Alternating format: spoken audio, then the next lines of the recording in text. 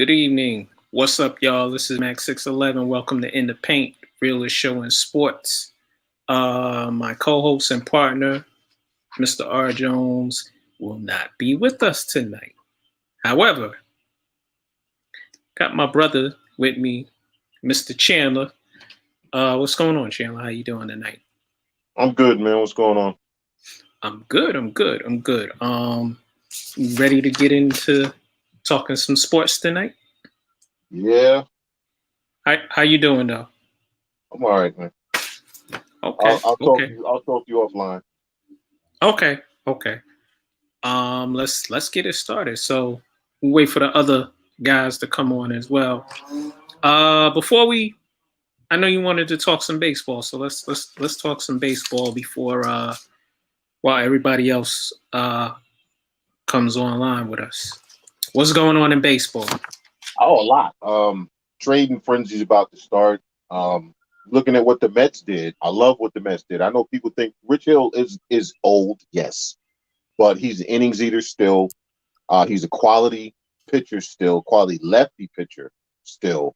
And they didn't give up. They basically gave up nothing to give. They gave up Tommy Hunter, who honestly is a 4A pitcher, and they gave up another minor leaguer who I don't think they've named a minor leaguer yet. Now, if Tampa Bay wants your minor leaguer, chances are the minor leaguer has some talent, but Mm-hmm. it's not gonna be the player they gave up is not gonna be somebody most Mets fans have even heard of. And by the time Tampa Bay utilized him, probably be in about 2 years, Mets fans will have forgotten he was even in their system. So it might turn out to be a good trade for Tampa, but I think in the Right. short term for the Mets, listen, now you no longer have to run Jared Eichhoff out there, okay? you know Mm-hmm. that in of itself is a plus. You can send Jared Eichhoff back to AAA where he belongs. You don't have to run out some of the arms you've been running. I like to say the thing with Rich Hill is especially coming to the National League East versus the American League East, where he was eating up innings in the American League pitching against American League East teams. National League East, come on, man. Right. That's a plus all the way around. I like what the Mets did. I don't agree with the thing that they need to go get Chris Bryant. I really don't, because I still say, where are you going to play him unless you're Mm-hmm. trading J.D. Davis or Brandon Nimmo or Dominic Smith? You play him in the outfield, you got to trade Dominic Smith or you got to trade Conforto. You got to trade one of them. Because Bryant is not a center fielder. He can play it, but he's not a center fielder, and you already have enough guys in the outfield who are playing out of position. So you want to put him Right. in left or right. He can play first base. You're not putting him in first base. You got Pete Alonso.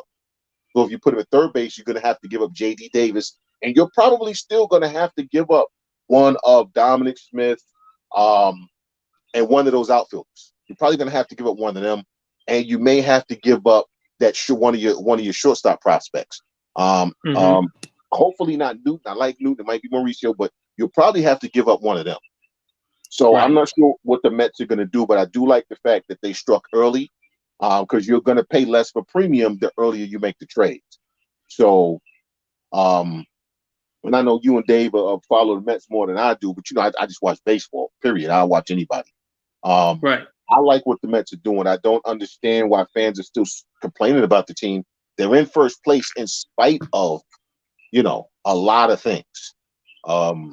They've done really well, actually, to me. But I don't know what you think about them. Listen, the Mets need pitching. They need some more starters. DeGrom is injured. Dave, I'm gonna bring you in. I like that. I like the colors. We almost matching. Yeah.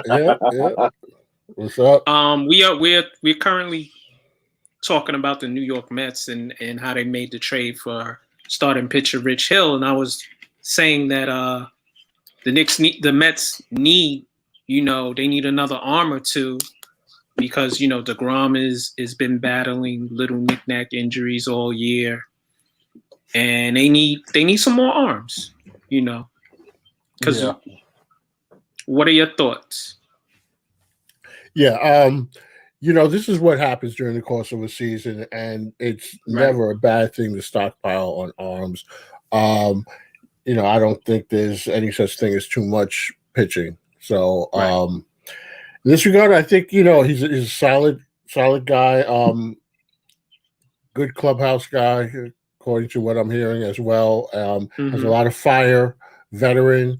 So I don't see a downside to it, especially with the, all the injuries that we've been hit by. We're still waiting for guys to come back. You never know when a guy like that might, become very necessary for your team, and you get ahead of the game because the market is kind of thin right now. We don't know what's happening. You got the trade deadline another week, so price will get higher as we get closer. Right. Well said. Chandler has said that the Mets might make trades, within the field, specifically in the outfield, and the need for a third baseman. I saw the rumors that they might try to get Chris Bryant. What are you guys' thoughts on that?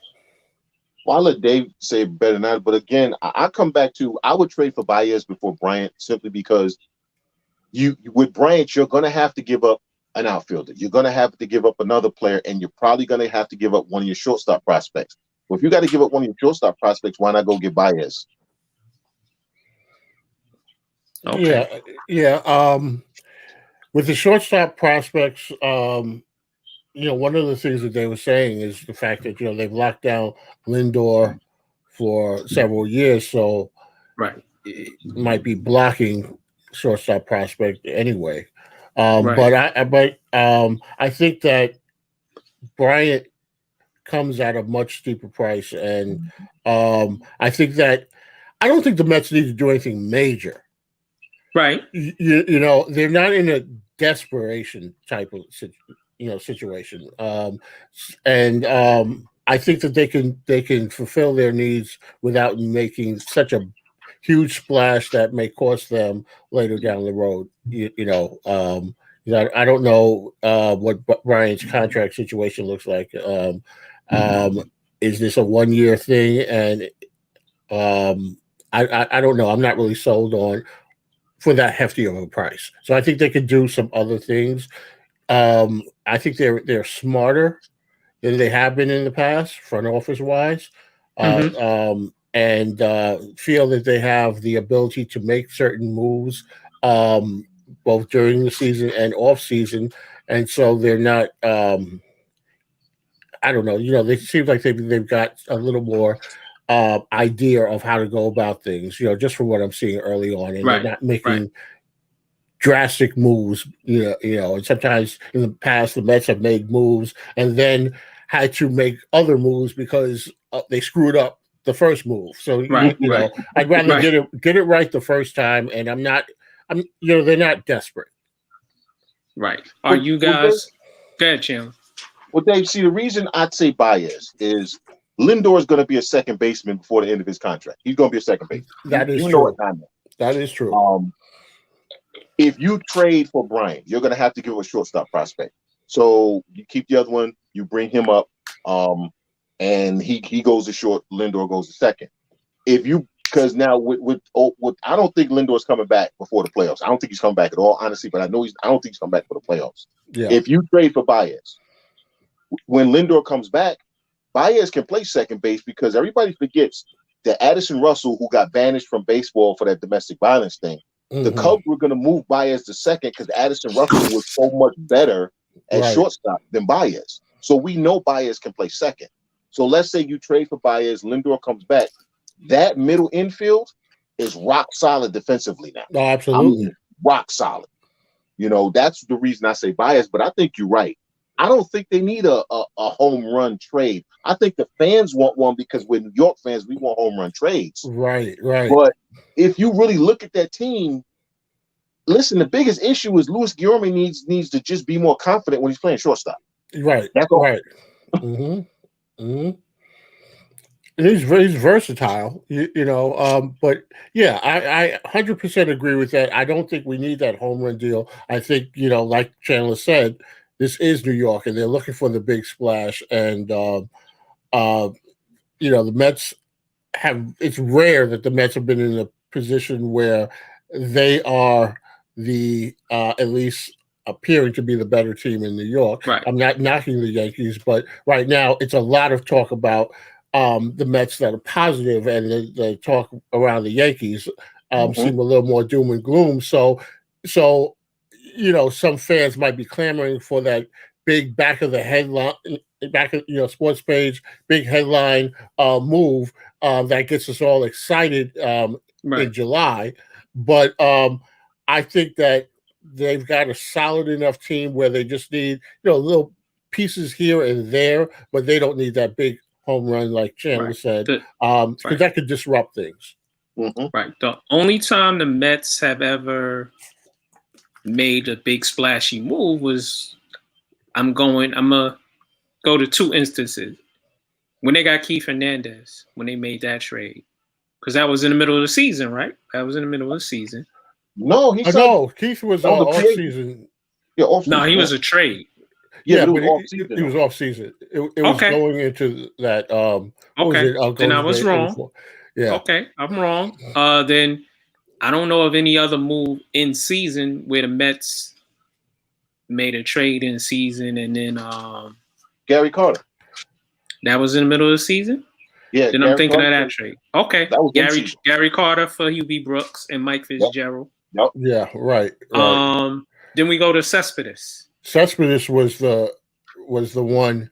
Right. Now we've made deals in season where we benefited other people. Yeah. Because we were sellers, not buyers. But the Cespedes one would be the last major splash, and that absolutely turned that season around. I mean, if you look at going into, it's crazy because before that trade, I was at that game against San Diego where the Mets were winning, and then they had the big rain delay, and then Upton wound up hitting the home run.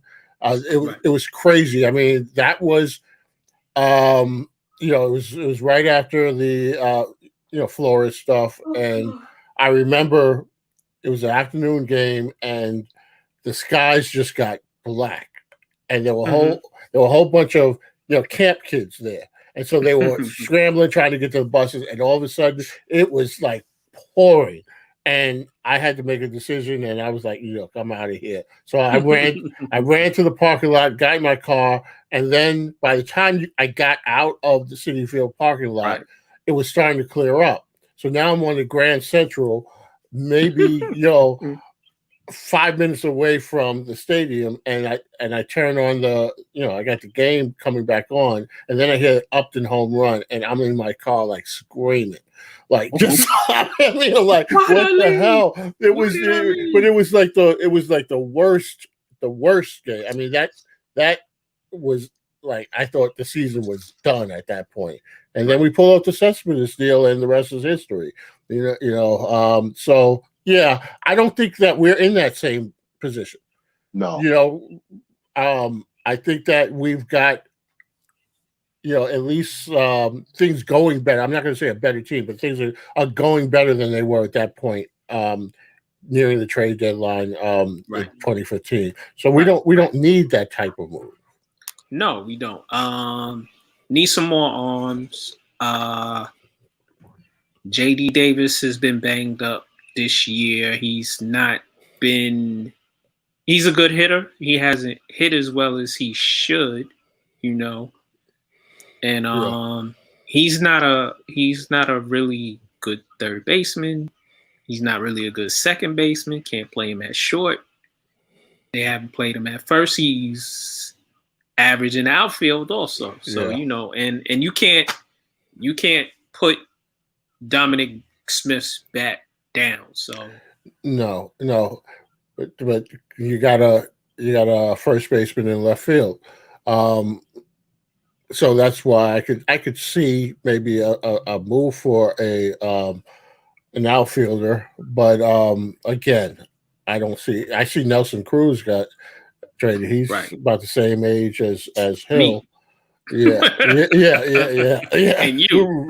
Exactly. He's got a lot of mileage. Yeah, he's got a lot of mileage, but he hit a home run today. So, right. He's still a great hitter. He's still he is. Absolutely. He I is. would like just but he's the guys when they get to be that age, the end comes quick. Right. Some You of that, either remember when we were younger, guys who were really good hitters, but they couldn't necessarily play the field anymore, and they were outfielders. Yeah. They stuck them at first base, absolutely. or the destination was get me to the American League so I could be That's right. Yep. I look at a guy like Rusty Staub, who became relegated to pin hitting, but one time he was an outfielder. Imagine though, Dave, if he'd have been on an American League team, you could have played him at DH. Yeah. Because he could still hit. Yeah. Yep. Didn't he wind up in Detroit? Yeah, at the end, at the very, very end, he wound up in Detroit. Yeah. Yeah. And Le Grand Orange was exactly. He was a good player. Oh yeah. Oh yeah. Absolutely. That 73 World Series, when he banged into the right field wall, I think the Mets would have won that World Series. I know Chandler wanted to talk about the Yankees. Mm-hmm. Don't bash him, but let's talk about the Yankees. let's talk about them. Well, you know what? It's funny because all season long I've been talking about certain players. They finally bring some of them up, and the team starts winning. It's funny how that works. I've been on the Estevan Florio bandwagon since the beginning of the season. See, I don't think the Yankees need to make as many trades as everyone thinks. They don't need to trade for an outfielder. You have Florio, and if anyone who's watched him, all he needs is at bats. That's all he needs is at bats. That kid is a 5'2" player. He is a Gold Glove caliber outfielder. If you watch him hit, his swing is a little long. So he's going to be streaky in the beginning, but it's a fixable thing. His swing's a little long. That's very fixable. And if you watch him with runners on base, he knows how to shorten up. He's made productive outs that's led to runs. So you have your outfielder. You don't need to trade a starting Marte who's 32 years old. Okay, when you have a better outfielder already in your system. I think the Yankees need to trade for Carlos Santana. They need a first baseman. That's who I would trade for. I would trade for Carlos Santana. And if you want to go for the outfield, because Miguel Andujar is not a left fielder. Okay. No, he's not. I think eventually he will be a good one, but you don't have the luxury right now of letting him learn on the job, because there's balls that he hasn't caught because he wasn't sure. So he did the safe thing, which is what they tell you when you play a position you're not sure on. Hey, if you're not sure, play it safe. Just make sure you get the ball. Okay, so he's let balls bounce. He's let balls drop in front of him. And I'm not knocking him. It's because he doesn't have enough experience. So, okay, I would say for the Yankees, they say. I would say for the Yankees, Chris Bryant, not Joey Gallo, Chris Bryant may be an option, because you could give them Frazier, you could give them Andujar, you could give them not Peraza, but you could give them one of the arms from the minor leagues, not Luis Gil, but you could give them one of the other arms. I think the Cubs would take that. And you could even give them Luke Voigt. If don't nobody want Luke Voigt right now. Listen, people will take Luke Voigt because of his bat. But I think that if I'm the general manager of the Yankees, I'm not sure if I'm Brian Cashman, because Brian Cashman's an idiot. If I'm the Yankees general manager, Estevan Florio is my center fielder for the rest of the season. I see what the Royals want for Carlos Santana, who also, by the way, is a run producer. If I don't want to trade for an outfielder, I put Giancarlo Stanton in the outfield. I mean, he won an MVP playing the outfield. I put him in the outfield 3 to 4 days a week. And now I can rotate my DH spot, right? And I'm good to go. Because Kluber's going to be back. Severino's on the come. You have enough pitching, except for the fact that you got guys doing 2 short outings, but the Yankees don't need major tweaks. Greg Allen stays on this roster. Florio stays on this roster. Okay, you want to keep the 4A player Tyler Wade on your bench? Okay, fine. But this team is presently constructed. You need Florio in the outfield. You need Greg Allen on your bench because he's a switch hitter. You make 2 small moves, which is you get Carlos Santana, and you either put Stanton in the outfield, or you go get yourself. He just gave up a home run. You go get yourself Bryant, because I don't want Joey Gallo. But if you want to go get Joey Gallo, you're going to have to give up the farm, put him in left field, and see. But now you're still stuck at the DH spot. So to me, you got to put Giancarlo Stanton in the outfield and go get a first baseman. So Chandler, I haven't watched much of the Yankees at all this season, but what seems to be the problem? Is it injuries or what is the issue? Too many guys that were too cool for school. Okay. If you watch them right now, you see guys are talking in the dugout. When the young guys come in and talking to them, they ask you questions. Guys are motivated, they're energized. Mm-hmm. Early in the season, what you saw was a bunch of guys. Nobody talked. Guy made it out. Nobody said nothing. Mm-hmm. You know, bad run of play. Nobody said nothing. Bad play after. Nobody said nothing. And then all you kept hearing was, well, they'll come around because they've done it before. Gio Urshela has not done it before. Luke Voigt has not done it before. But all I kept hearing about those two, well, they're accomplished. They're not accomplished. They came into this season expecting things to just go their way. And then when they didn't, it snowballed. Now you have the Florials, the Chris Gittins, the Trey Ambergis, the Ryan Lamars. You got guys. I watched Greg Allen the other night. It was interesting. I watched Greg Allen after Florio made the ground out that scored a run. He pulled Florio to the side, and he was talking about how he was blocking himself off on the swing, right? The very next at bat, Esteban Florio hit a home run. Now, I'm not saying it's direct cause and effect. What I'm saying, though, is I saw Greg Allen, who's only had a couple in the league, but is a veteran player, say to a young player, listen, man, your swing is a little long, and when you leak out like that, you're blocking yourself off. That's what I saw, and I haven't seen that all season. So what I saw was a team full of guys who thought, well, my name is Luke Voigt, Gio Urshela, Giancarlo Stanton, Aaron Judge. I'm good. It'll come eventually. And now what I see is a team full of guys who's like, dude, I want to stay here, and that has infected the rest of the team. Yeah. Okay.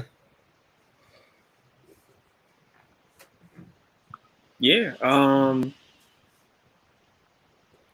The Yankees, just GM has not been good. The players haven't produced as well as they should. They've had some injuries, so it's tough.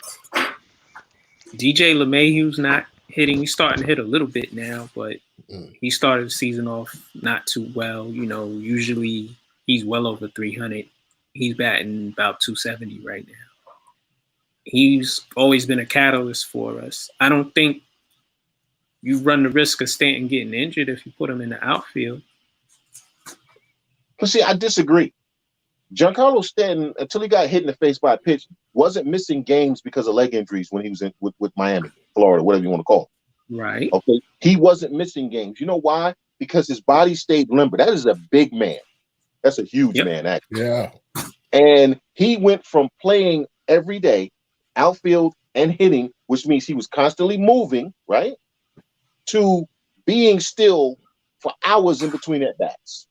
Suddenly, every time you turn around, he's tearing a muscle in his legs. Now, call me crazy, but if I got a guy who's used to being active and now he's static, explode, static, explode. We all watch sports. What does that lead to? Soft tissue injuries. What does he constantly have? Soft tissue injuries in his legs. It's not rocket science. If you put him in the outfield, I think he'll be a better hitter, and I think he'll stay healthier than playing DH. You think they need to do that now? I mean, he's had a nick and a knack already earlier this season, so. Okay, so you put him in the outfield and he tears his leg up, he's gone for the season. What's the difference? What's the difference? If you're going to lose him, you're going to lose him anyway. So put him in the outfield. What's the worst that can happen? Oh, he's going to tear a muscle and be hurt. We've already seen that movie, right? So at the end of the day, let the athlete be an athlete. Let the athlete be an athlete. Right. Let's move on a little. Still in the lane of baseball. Cleveland Indians have changed their name to the Guardians. I know I know we had a little discussion earlier this morning in the text group we are all in. What are you guys' thoughts? I don't know. I don't hate it. I wanted spiders, honestly, or Spiders? gray. Why? I wanted because they were once called the Cleveland Spiders initially. That was actually the first Okay. name of the franchise. Yeah. That I did not know. Yeah, I wanted grays, Cleveland Grays, kind of a nod to the Negro Leagues. I like that. But listen, would Dave explain where the Guardians came from? I don't have a problem with it because it does tie them to the local area. So you know what? It's not terrible. It's not great. It's okay. Miss Cleveland, David. who cares? Yeah, I actually. Bishop is ready to go on a rampage. Yeah. Well, let me just say before that. Hold on, David. Bishop, you sounded very low. Oh, can you hear me now?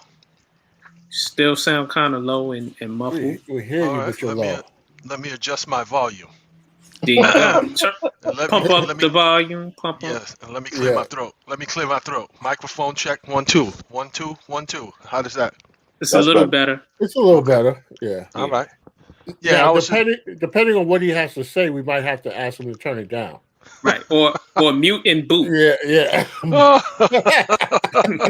What's Bishop? I haven't spoken to you on the air in a while, bro. What's up? Everything good? Yeah, everything is everything. Can't complain. I just wanted to say it's Cleveland. Who cares? They can be called the spiders, the beetles, the ladybugs, whatever. It's Cleveland. Who cares? Flyover state? Huh? Oh, I wouldn't even give it that much cities. credit. Excuse me, flyover city. I wouldn't even give it that much credit. Damn. We don't have any listeners from Cleveland, do we? I do have some friends, and most of them are female, and they're from Ohio. One is actually in Cleveland. She might fuck y'all up. Yeah. Well, some pretty big women there too. Oh, I mean, pretty. I'm talking about tall. They grow up good there. Oh, okay. Hey, it's the Midwest. They corn fed. Yeah. The nice steak. Ooh. Well, so what were your thoughts, David? I like the name. It was a surprise to me. I didn't see that one coming. You know, I had heard spiders and grays and a couple other things that I had heard tossed around. So when I saw that this morning, I was like, well, you know, it's not bad. And then I learned the history of it, and I said, okay, well, that's actually kind of cool. And it literally, you know, it's like Indians to Guardians, so you still keep the DINS, you know, part of it. So, but I like it. I'll be honest with you, I like it. I think my light is dying. I gotta get a new one. As long as the Wi-Fi is working. There you go. Hey, let's not go there. Let's not go there. David, was it you that posted that dude yesterday called me Skippy? Yes, yeah, that's right. No. Yeah, it's Skip. We're gonna call you Skip. No, we will not. We will not. Mac 611 got Wi-Fi PTSD. All right, let's move on to the NBA main story. Milwaukee Bucks defeat the Phoenix Suns and are now the NBA champs. What are you guys' thoughts on the series? First of all, I want to know where Angus Black is. Why is he? He's MIA. Yeah, and not Miami. Yeah, he dipped out. I'll be honest with you. You know, I didn't watch a whole lot of the series, but I watched the fourth quarter of Game 6. Well, end of third quarter into the fourth quarter of Game 6, and I just got to say, you know, I didn't really have a rooting interest. Either way it would have went, I would have been happy for guys. You know, if Chris Paul had got it, I would have been happy for him. I think I was leaning towards Milwaukee, but either way, I would have been okay with it. But Giannis balled out.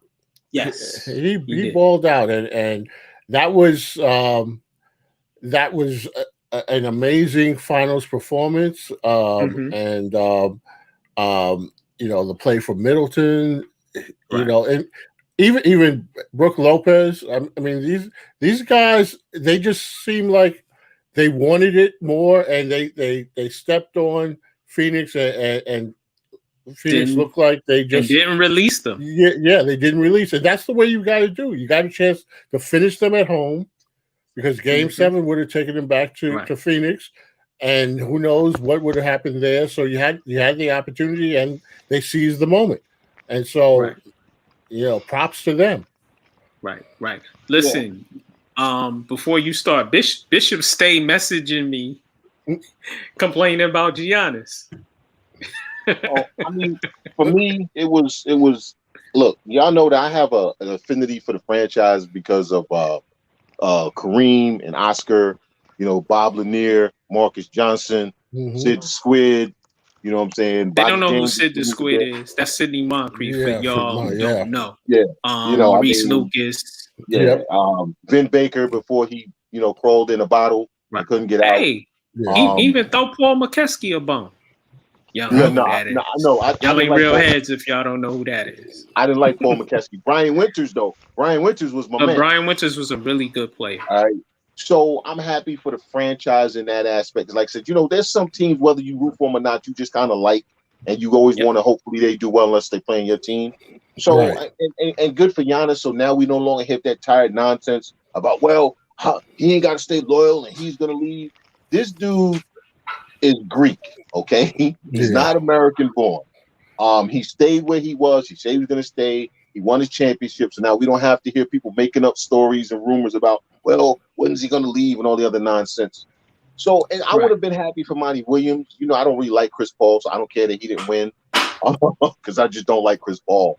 So all in all, I mean, it doesn't bother me that they won. It's kind of nice, I think. I'm kind of like, Dave, whichever franchise won, because I'm so old, there's so many players that play for both of those franchises that I liked over the years. Phoenix, you got the Van Arsdales, Gar Hurd, you know what I'm saying? Paul That's the Westphal, name. Wow. you know what I'm saying? Mm-hmm. My man, he hit the shot around the world against Boston in that playoff series. So for me, I'm happy to see two franchises that I kind of like that actually one of them won something. So it's kind of nice. Yeah. Right.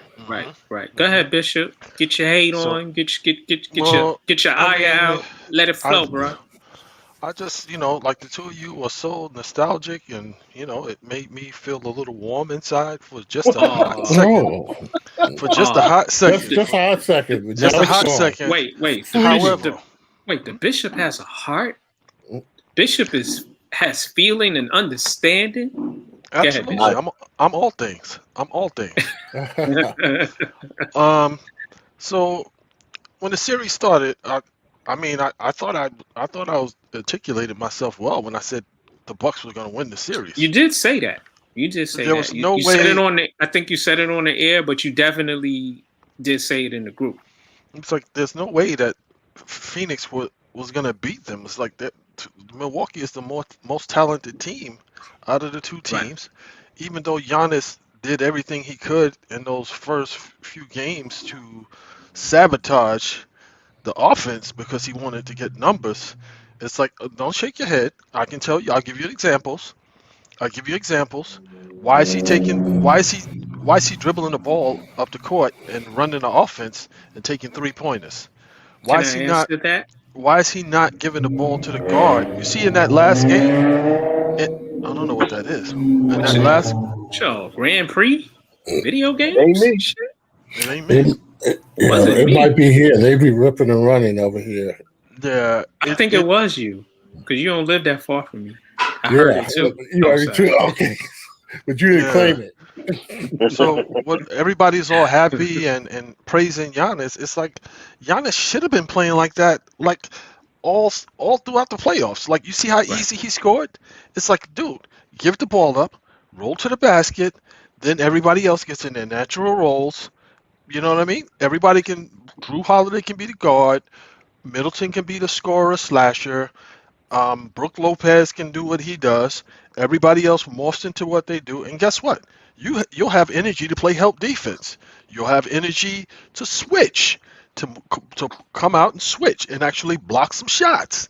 You'll have energy to deter people from driving to the basket because they see you there, as opposed to you using all your energy dribbling up top, trying to initiate offense and offensive fouling and doing all other kind of craziness, and then missing free throws. And it's like, again, I still say, I don't care if he hit 5 of them, 5 out of 5. I still don't want him taking 3-pointers. There's way too many guys on that team that can shoot 3-pointers. He's not the best 3-point shooter. Why would he even take them? Why? Can I answer you now, sir? Sure. It's the coach, bro. It's not Giannis or anybody else. If you watch Milwaukee play, all 3 of those guys bring the ball up. All 3 of those guys initiate the offense. It should be one person, yes, which should be Drew Holiday, but it's not.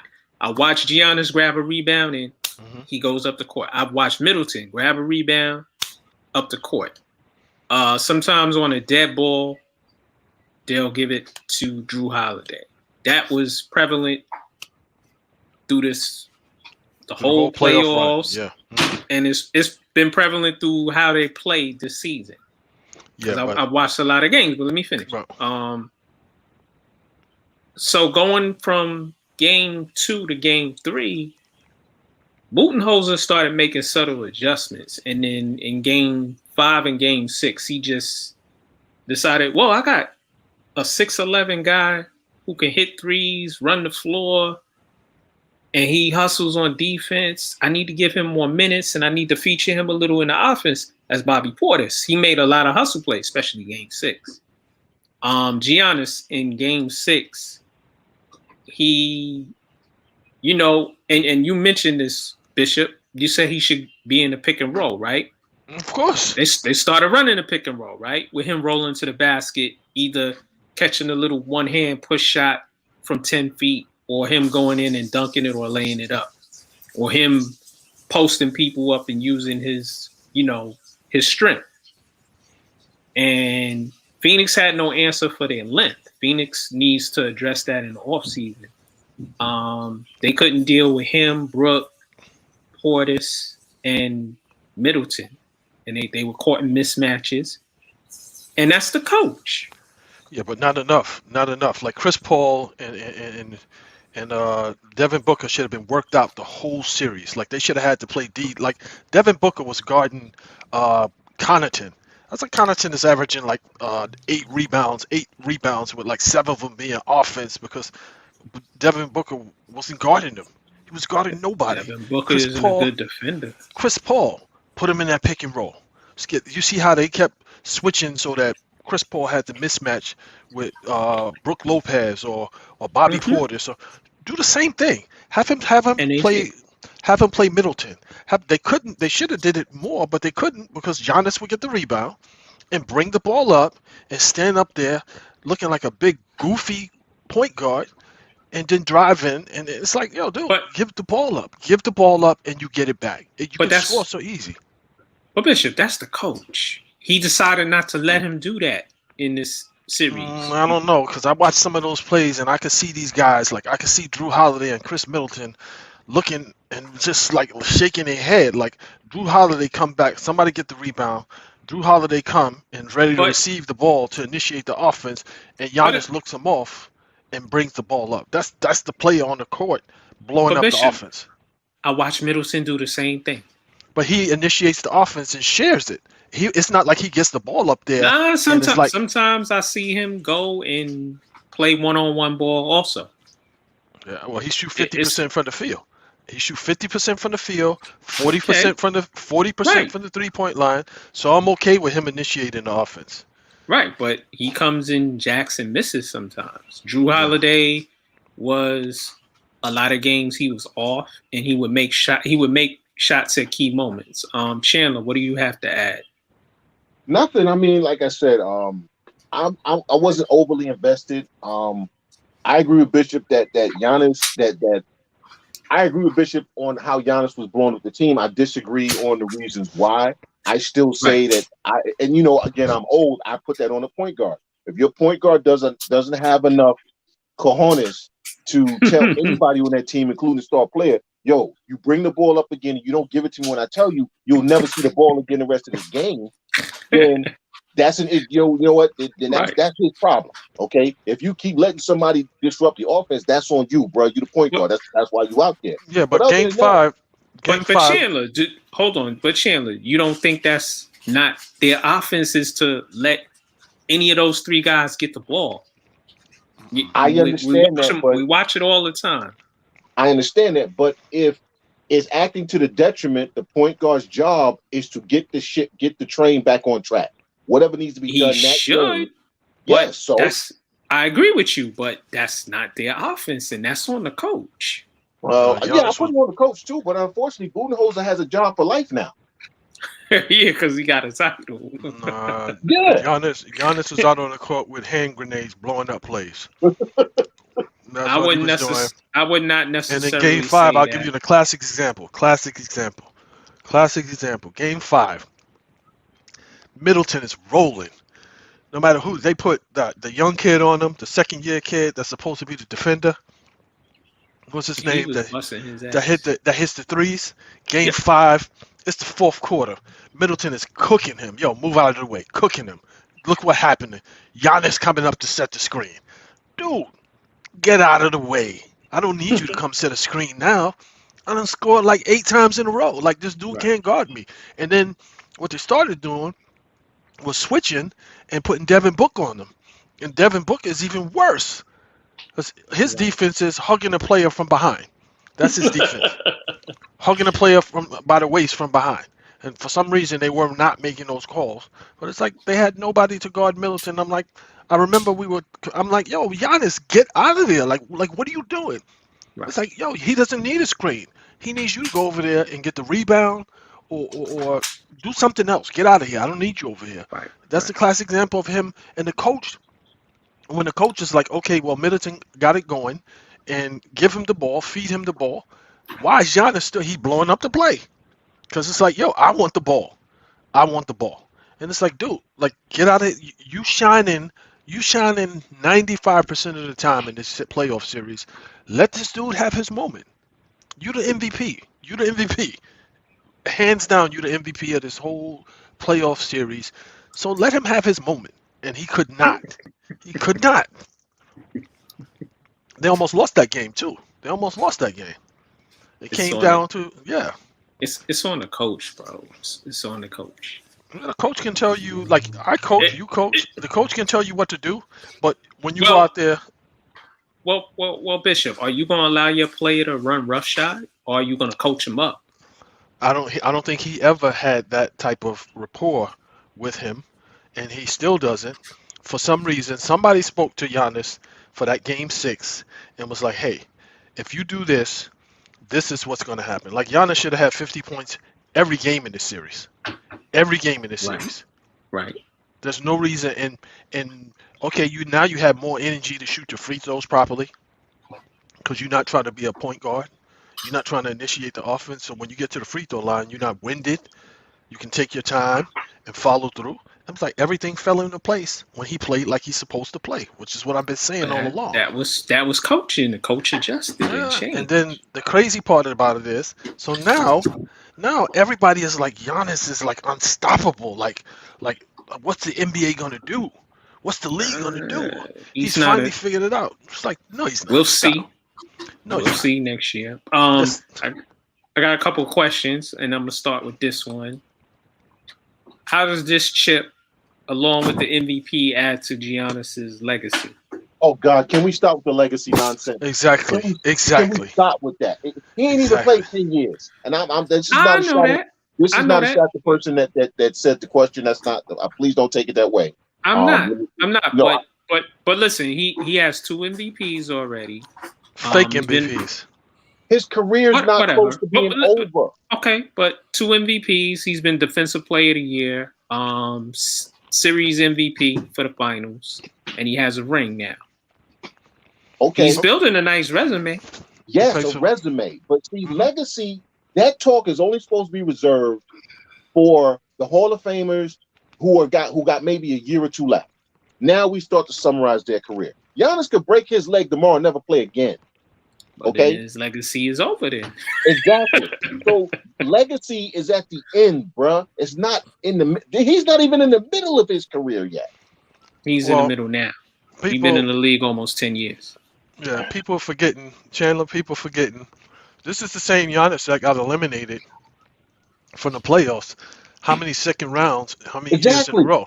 This is the number one seed. This is the Giannis that was the number one seed that got blown. That like, Miami came in there and just like manhandled him. You understand what I'm saying? So Right. this is the same Giannis, and it's like, okay, there's no reason why Miami should have beat them. There's no in these past seasons. In these past seasons, they didn't have point guards. Number one, I'll give them Right. that. But the 2018, 2019, 2020, when George Hill was there, when he had a championship pedigree point guard, Giannis was still playing out of control. So George Hill, even though he was not in his prime, still could have done the same thing or along the same lines as what Drew Holiday did. You understand what I'm saying? To me, I wouldn't say it's that. like That's why George Hill run the was offense, run the offense. No, there was a bunch of things why George Hill is gone, but I'm just saying the pedigree of the point guard. You got a championship pedigree point guard, and you still playing wild and out of control, and that's what made Miami sweep them. That's on the coach, and that's on the Yeah, well, organization for letting him run buck wild. yeah, But let's not forget that they're Kevin Durant's shoe size away from not even making it to the finals. So Agree before we with you. start talking That's legacy, true. can we see them come close? And I'm not saying they got to repeat, but can we see them get to the finals again? Yes, I'm saying, can we see them be a perennial Eastern Conference Finals Right. team Right. before we start talking legacy? That's all I'm saying.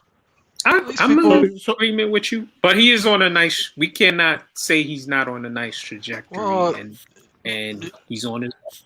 but you So can also good. David.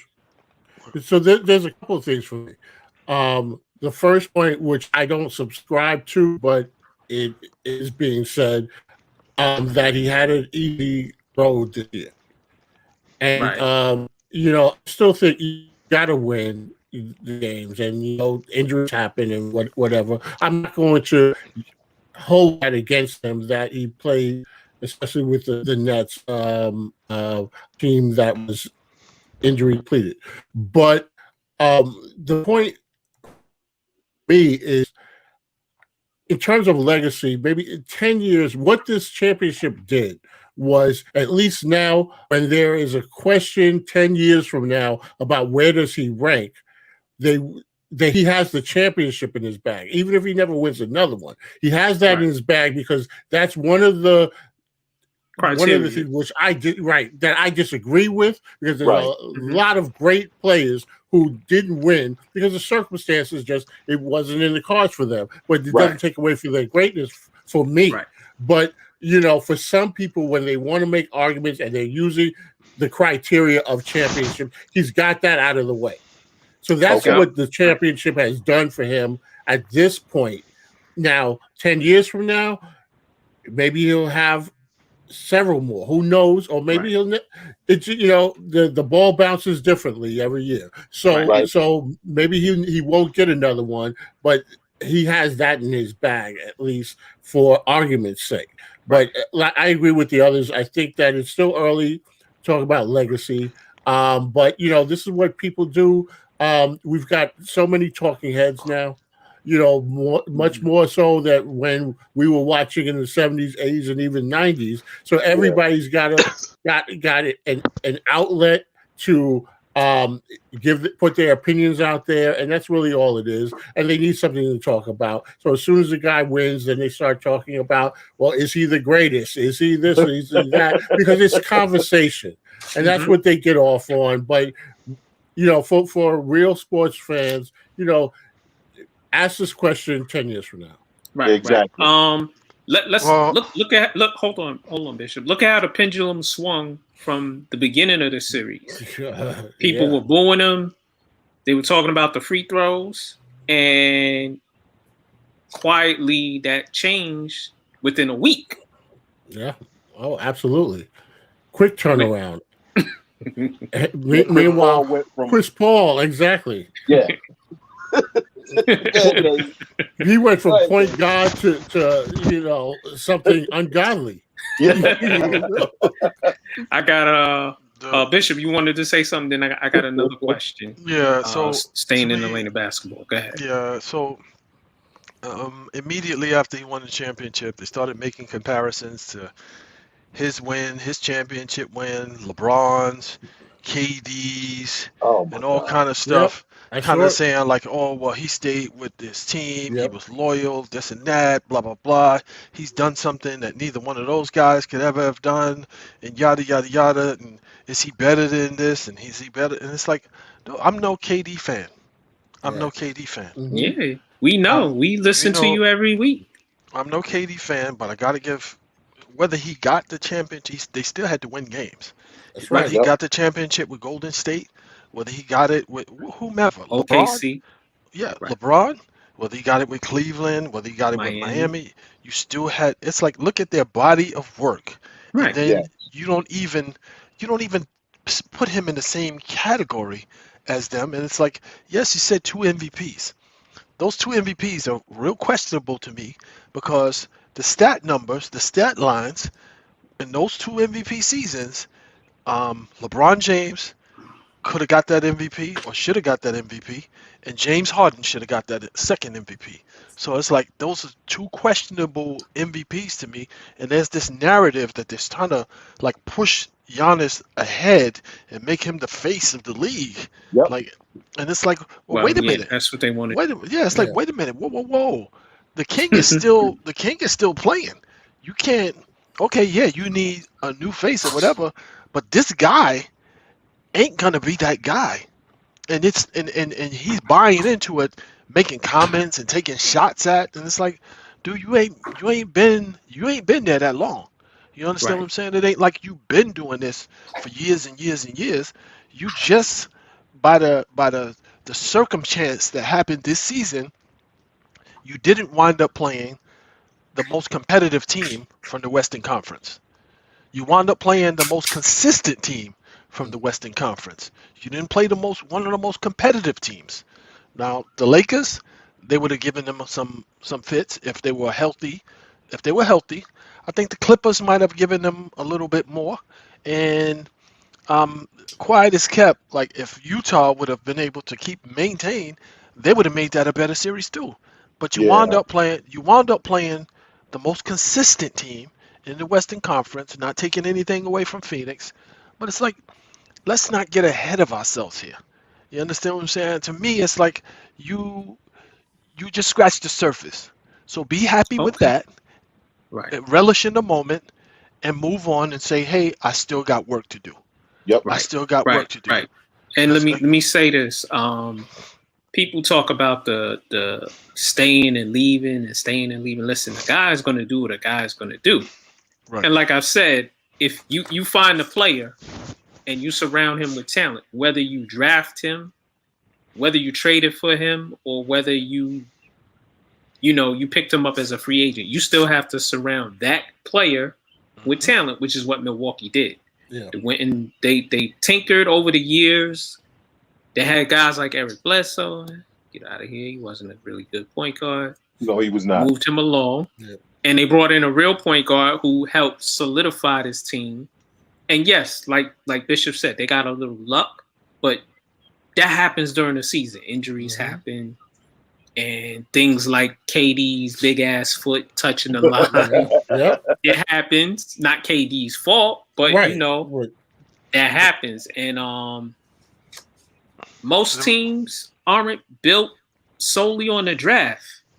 The Milwaukee Bucks have maybe is Giannis is one of the people they drafted. DiVincenzo. DiVincenzo, who didn't play because Yeah, he didn't that's play right. because of injury. Mhm. And that's it. Everybody else is a trade or a free agent. So stop with the, they built a team organically. No, they didn't. And the fact that you just mentioned that KD's foot touched the line, that series shouldn't even come down to that. But Giannis was playing like a jackass during that series, which allowed Brooklyn to stay in it and make it competitive. So it's like, dude, again, I watch these games, and it's like, yeah, you played 1 or 2 games the way you should have been playing all season and all playoffs, and now everybody's forgotten how frustrating it has been to watch you play and blow up the offense. Frustrating for you. Yeah. Anybody that knows how it's like, dude, like with his athleticism and his length and just his natural talent, there shouldn't be any reason why you're not scoring 40 to 50 points a game. Because on any given night, if a team doesn't have somebody to match up with you, you just can go berserk. Right. You can take 2-3 dribbles. And, you take from the free throw line, from the 3-point line, and it's like it's only when you play like Joel Embiid does a good job on him, Anthony Davis does a pretty good job on him. Bam Adebayo for some reason has his number. Has his number for some reason. Well, Bam is mobile. Bam is mobile enough. Yeah, he's just as quick and athletic as he is. Yep. Right. And it's like he blocking the shot, being real physical with him. JaVale McGee gives him issues for some reason. And I guess JaVale is crazy. Because they both long and weird. And Dwight Howard in some instances is able to stay in front of him. The old Dwight Howard, this version of Dwight Howard. So it's not like in Clint Capella. It's not like he's like just going through and dominating the league, and it's like, dude, like you play like shit for the whole playoffs, and then you have say that, and then you have 2 good games, and everybody now you superseded anything that KD has done. It's like, yo, KD is giving you 35 points off of 12, 13 shots. When has Giannis ever done that consistently? Right, but LeBron James takes a franchise that's never won anything with a crappy roster, and brings them a title. And you're going to compare Giannis's title against a weak team, and the Cleveland Cavaliers played the Golden State Warriors, and the Golden State Warriors at their prime. So there's no comparison.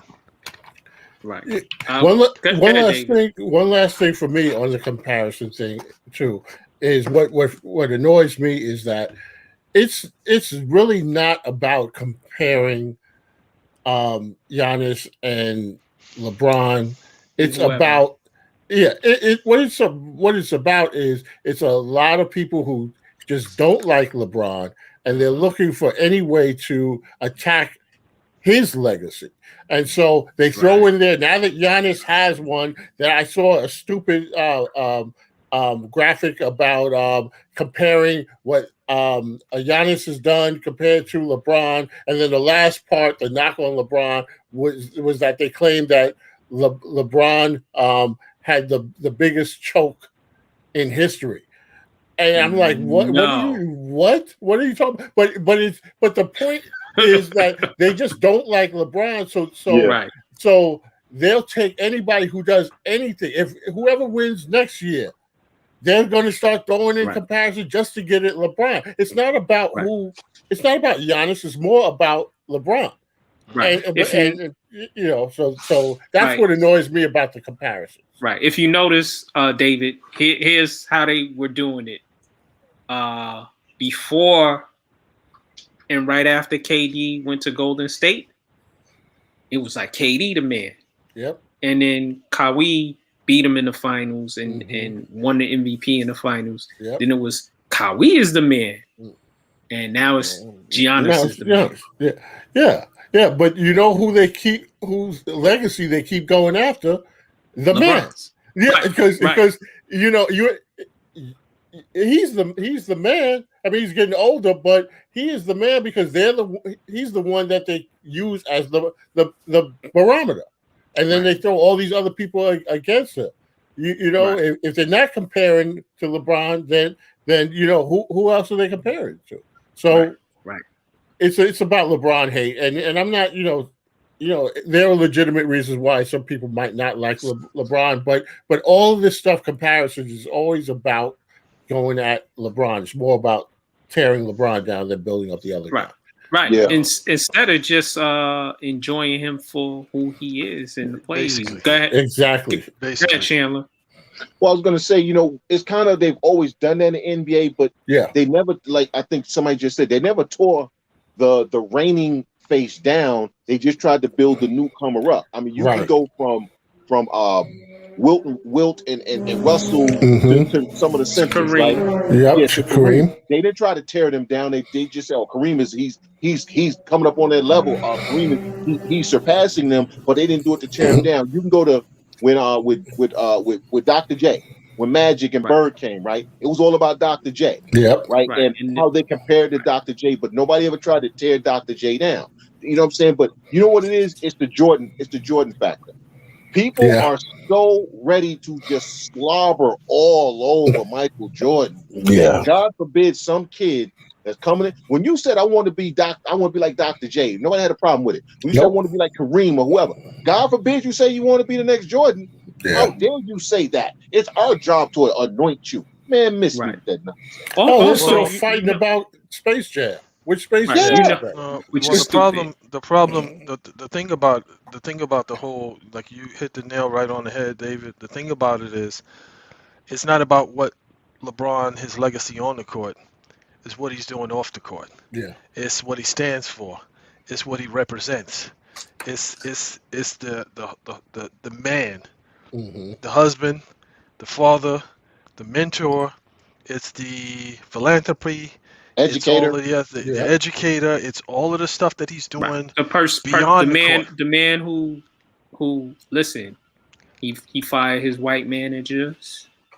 He hired some of his friends, and he hired a brother to be his manager and be his sports agent, and they making moves all over the world and running the globe. So they mad because some people got cut out of that pie.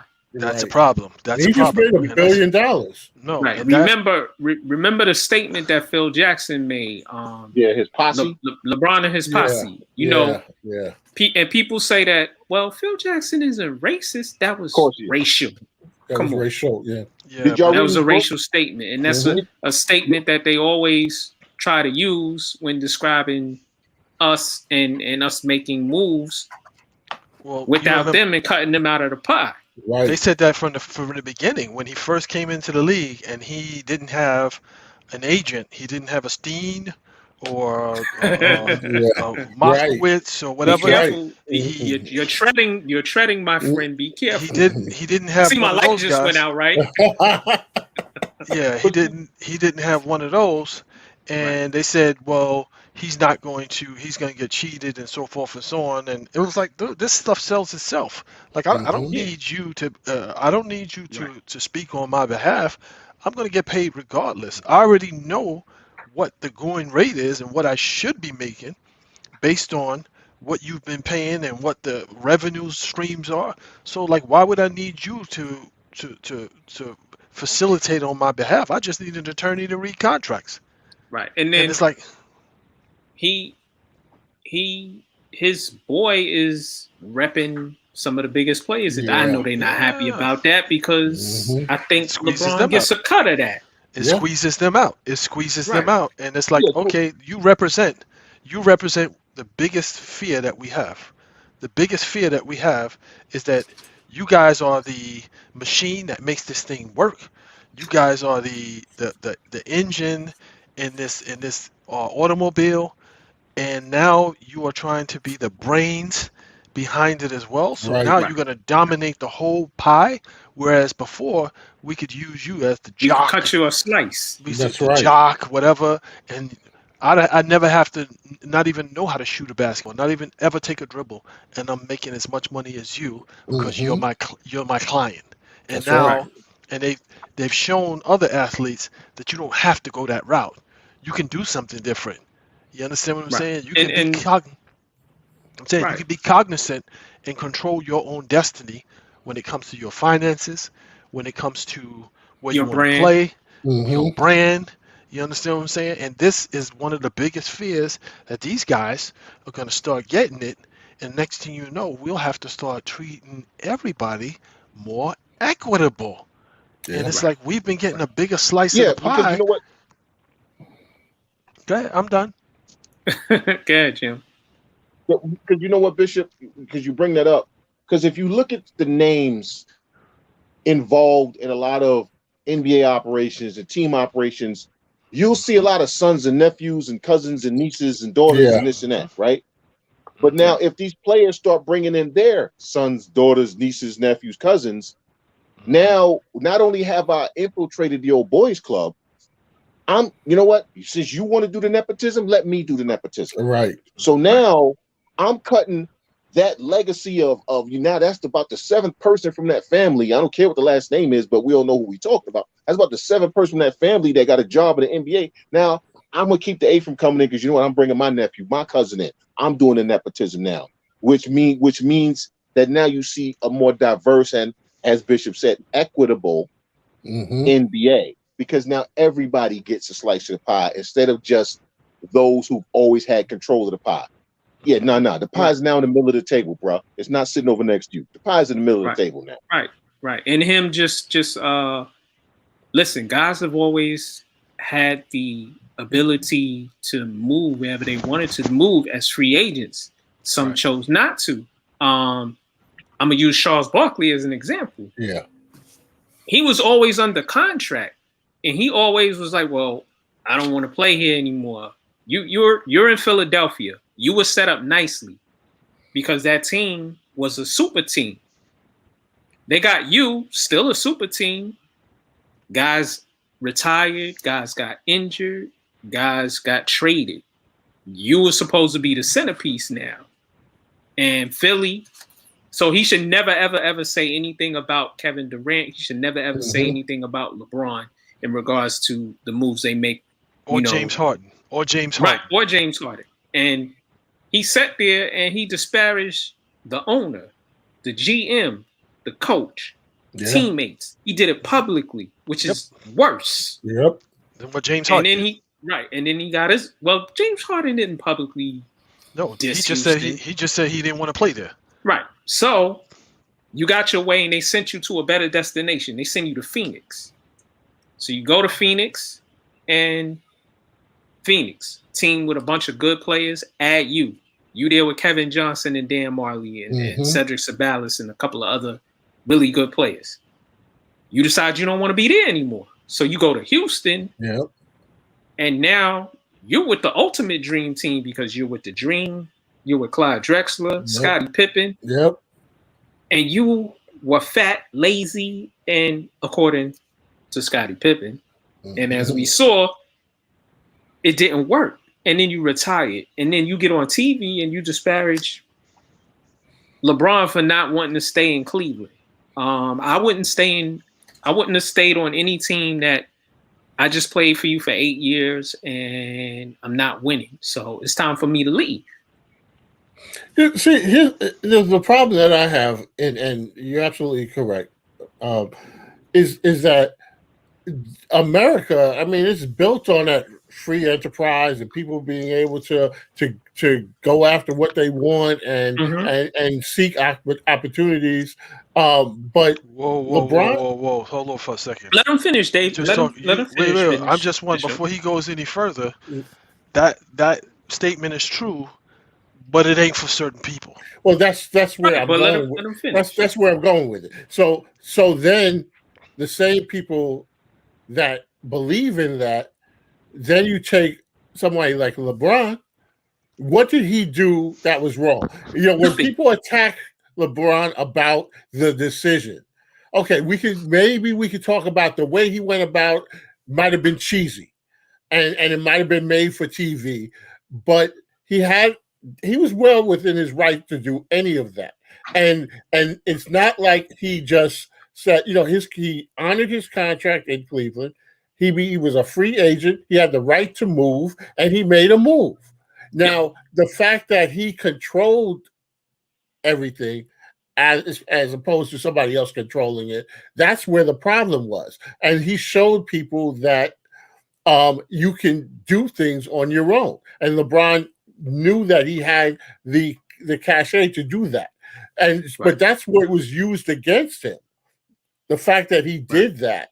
And everybody now all of a sudden, LeBron went and joined up. Well, first of all, let me just say this about the joining up, as if, okay, LeBron orchestrated this whole thing. Dwayne Wade was already in Miami. Yep. So nobody ever says that Dwayne Wade recruited. Didn't call him up. Right. LeBron and Chris Bosh. No one ever puts that on Dwayne Wade, but they say LeBron orchestrated all of this. And then so what if he did? So what if he did? He was well within his rights to do that. And so if you're knocking that, the only reason why I feel that people got so angry and anti-LeBron after that point was because when he said, I'm taking my talents too, he didn't say to your team. Yep. Nobody in Miami was mad about it. Everybody watched that. Cleveland. Right. Cleveland was the only one that had a legitimate reason to be upset if you're a Cleveland fan. And I get it, even though LeBron was in his rights. But everybody watched that night to hear where LeBron was going. And they were waiting like the balls drop on the lottery. No, the lottery when you're picking to see who's going to be number one. Everybody wanted to be the one that LeBron asked to the dance. And when he said South Beach, people started going crazy. Oh, he can't do that. Why do you do that? If he had said the New York Knicks or whatever team anybody else is rooting for, people would have loved it. Always the greatest thing.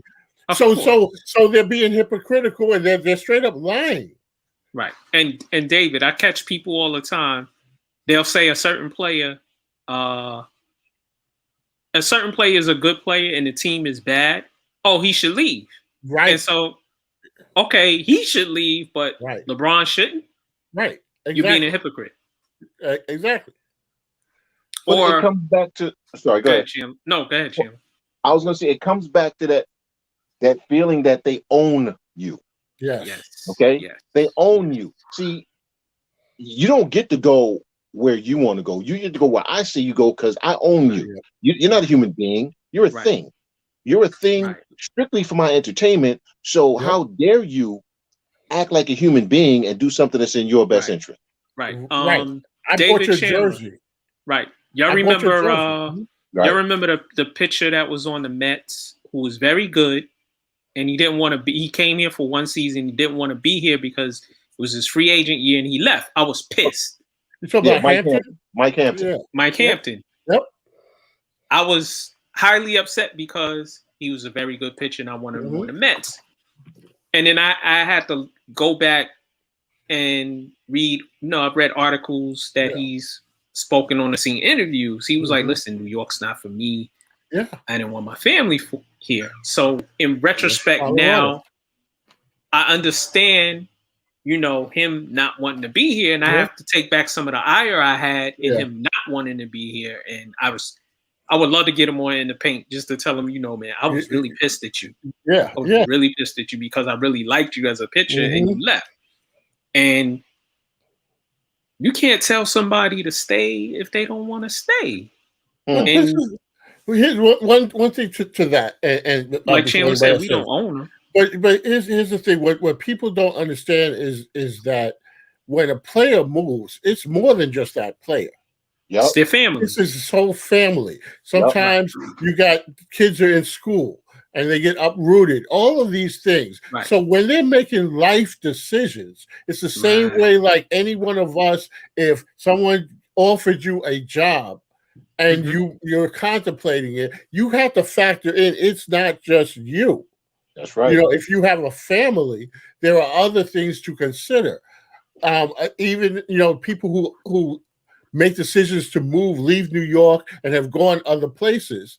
They didn't just make the decision and tell their family, well, pack your stuff, we're going. There are conversations that take place. Right. And but because they are considered they're the moneymaker, they are the main piece in everybody's mind. In that household, there's a mother, there are children, there are other people. It's more than just, it's bigger than that. And so while they honor, playing for whoever they're playing for, ultimately decisions are made based on what's best for them and their family, not the fan base. Yep. Right. I used to criticize people, especially at work, guys who wouldn't go get a better job, wouldn't do this. I used to criticize. We had this conversation maybe about 2 years ago now, Mac. Where recently I've had to really understand that it wasn't, maybe they kept that job because they had to, because there's things that they had to do at home that, something's going on. How do you know what's going on in that person's life to say, well, they're supposed to stay here, there, everywhere? Like you said, Dave, they have to make decisions that's not just based around them. I mean, to this day, Mike Hampton gets criticized. Well, he said the schools in Colorado. Right. Listen, if his wife said, I want to go to Colorado, and the kids said, we want to go to Colorado, guess where they going? Colorado. And anybody with criticism, they going to Colorado. That's right. I'm gonna reach out to him again and try to get him on the show, because I really love to have him and tell him. One of the things that people overlook with LeBron and his decision to leave Cleveland, it's like he played for that franchise 8 years, 8 seasons. Yeah, 8 seasons, and it was crystal clear that the owner had no intention at all of surrounding him with players to win a championship, because it wasn't economically feasible or suitable for him. He was making more money hand over fist with the team as it was. Right. Yep. And he should be thankful, when LeBron left, what happened to Cleveland? They went back to the abyss. Yeah, and that's when he wrote that letter. Yeah. Right. And he came, me personally, if the owner would have did what he did after LeBron left, I wouldn't have messed with Cleveland no more in life. Yeah. But LeBron being LeBron, he's from Ohio, so, and I guess he understood the economic circumstances at the time in Cleveland. He went back, and wherever he goes, he's bringing money with him for other businesses, and everybody is going to eat because of him. So he went back to Cleveland, and he left again. How is Cleveland now? They in the abyss again. Because one, Cleveland isn't an attractive city to an NBA player.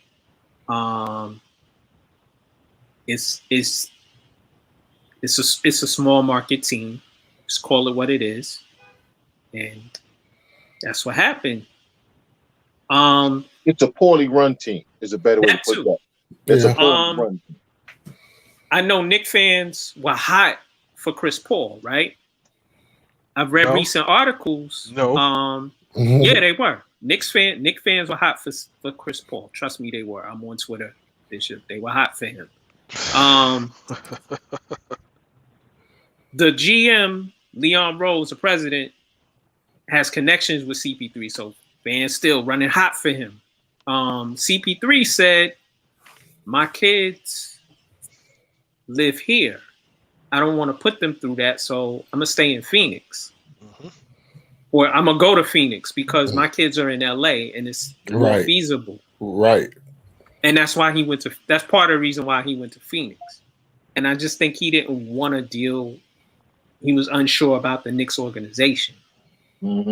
Also, so he went there. He is now, he has the opportunity to opt in or opt out. If he opts in, he'll make $44 million. If he opts out, which I think him and Phoenix might talk about it, and there's rumors that he might go to LA. If he opts out, it allows Phoenix to sign other players and to keep players that they need to keep and not go over the luxury tax threshold. What do you guys think is in the cards for Phoenix and Chris Paul? I think that after we had this conversation, I think he'll opt out. I think he'll come back on a 3-year deal, 2 or 3 year deal, for maybe $10 million less than what he would have gotten. But again, it gives him security. It helps the team. And what does it do? What we were just talking about, it keeps him and his kids in a stable location. Right. Well, and then there's also, he could opt out, and then they pay him, what is he scheduled to make next year? 44 million.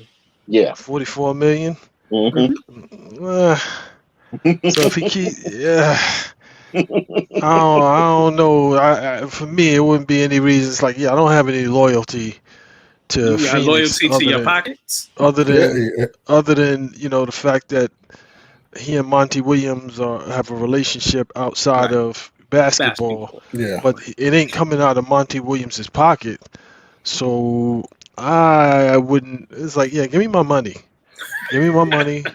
You get another season of me. You get another season of me training whichever point guard that you re-sign, because I don't know if they'll be able to re-sign the his backup. Well, But if he opts in, they might not be afforded. They might not be able to afford to keep him. But they got Right. another kid that was behind him. That Is he as good as? yeah, He's not as good as. he's not. Well, you got to see what he can give you. I mean, there was times when the two of them were on the court together, and they were both kind of like equal in what they brought to the table. So I'm just like, okay, well, if I were Chris Paul, I wouldn't. Nah, I'm good. Give me my money. Yeah, but Give me my Bishop, money. you could get okay. Instead of getting 40, you can get 90. 90 is more than 40. Yeah, I'm but just saying. are they gonna restructure something and say, okay, well, we're gonna give you let's just say we're gonna give you another deal for 2 years with the team option on the third year, and that's it. Right. I think they would give him 3 years at 30 million a year. I think that would be real easy for them to do. And it frees them up to do other things, and it gives him more money, more stability. I mean, I get what you're saying. You're 40 bird in the hand and all of that, but with these contracts, that money guaranteed because it's and it comes. I don't think Chris Paul wants to go anywhere else. He's finally with an organization where people get him. You know what I'm saying? Everywhere else, he was the a-hole, all right, and they tolerated him. He's on a team full of guys who actually like him. I don't think But he's ever been on a team with people who like but I'm him. saying, you remember when we were talking about this early in the season, and Yeah. I said he's changed his messaging because he's still the same dude. He's still that same elbow you in the nuts, Yes. dirty foul you, dirty foul you. You know what I'm saying? He's still that same guy. He's still that same Right. guy, and he's Right. still like But- one guy that doesn't like to lose and really get on people, hard. But he's changed the way he's But- come at people. Right. But Bishop, he did that in OKC.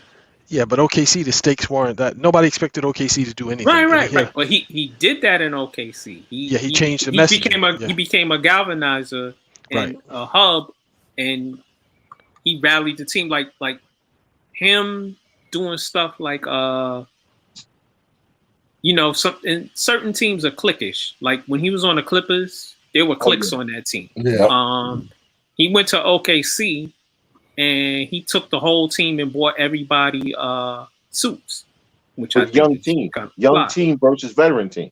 Right. Especially he looked out for the younger players on that team. Shea Gilgeous-Alexander. He Right. He schooled those mentored dudes. people.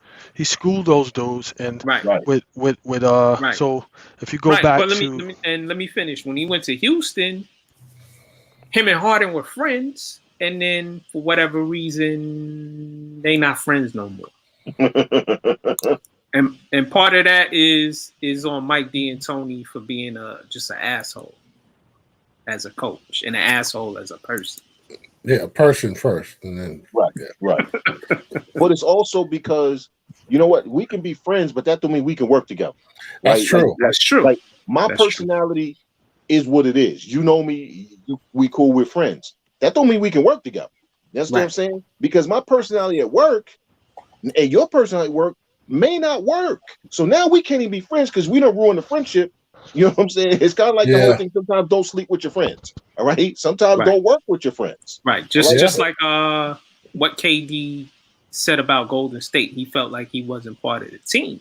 Right. And I'm like, in some ways, I'm like, dude, you just won a champion. You just won a couple of championships. Shut up and do what y'all do. Y'all look great on the floor. But I guess the turning point was when Draymond called him a bitch in public on the floor. That usually in front of is everybody. the turning point for. yeah, but my thing about that is, I don't know what dude gives two flying McFlux about what another dude is saying about how they feel about them. Like, nigga, I don't care about how you feel about me. I'm a grown man. I don't care about how you feel about me. As long as you don't put your hands on me, as long as you're not threatening my family, I don't care about what you're saying. You understand? It's like, yo, like you can say whatever you want. It's like, okay, well, you said that. Who does this team need more, me or you? They need KD more than they need Draymond. Bottom line, right? Bottom line, you could say all of that, but if they had to make a decision today, guess who they're gonna make the decision to keep? But Bishop, So- you know what that doesn't take into account, and you guys know this because you can cross any sport. Some of the greatest, I mean, I'm talking about the 1% of the 1%, sports athletes in the world are some of the most insecure. Okay, That's true. they don't believe there is. They know their talent says they're better, but they don't believe it. Okay, and I don't have a problem. Listen, if that's what type of person that person is, where it matters to them whether people like them, it matters to them how they're viewed. That's something they got to work out within themselves. But that doesn't make them any less or better. But for a lot of them, yes. I mean, I can use Alex Rodriguez as a perfect example. Yep. Okay, he wanted everybody to like him, so he tried to be whatever people wanted him to be, and it almost destroyed his career. Okay, Yep. and that crosses any sport. And I think for Kevin Durant was and I hate to get off top, but I think for Kevin Durant, it was more important for him to be with people he felt liked him and were in his corner, right, than it was similar to be on a team full of champions. Right, similar with Dwight Howard. Dwight Howard wanted when he was leaving Orlando, and I said this on the show. I was like, "Yo, he wants people to like him instead of just doing what's right for Dwight Howard." And you know, we see how his career went. Yeah, I don't know. When he was in Atlanta, and they said that he had like a sore butt muscle. Oh And yeah. it's like, I don't know. It's like, yo, what is that? Do I have to mute you? I'm just You saying. gonna go there, man? I'm just saying. It's like, somebody liking you a little bit too much. See, you got David rubbing. David don't even want to show his face right now. Dude, like again, it wasn't me that caught video of him grabbing dude's meat on the bench, playing meat grabbing games on the bench. What's that got to do with the price of tea in China? I'm just saying, you're saying that he wants people to like him.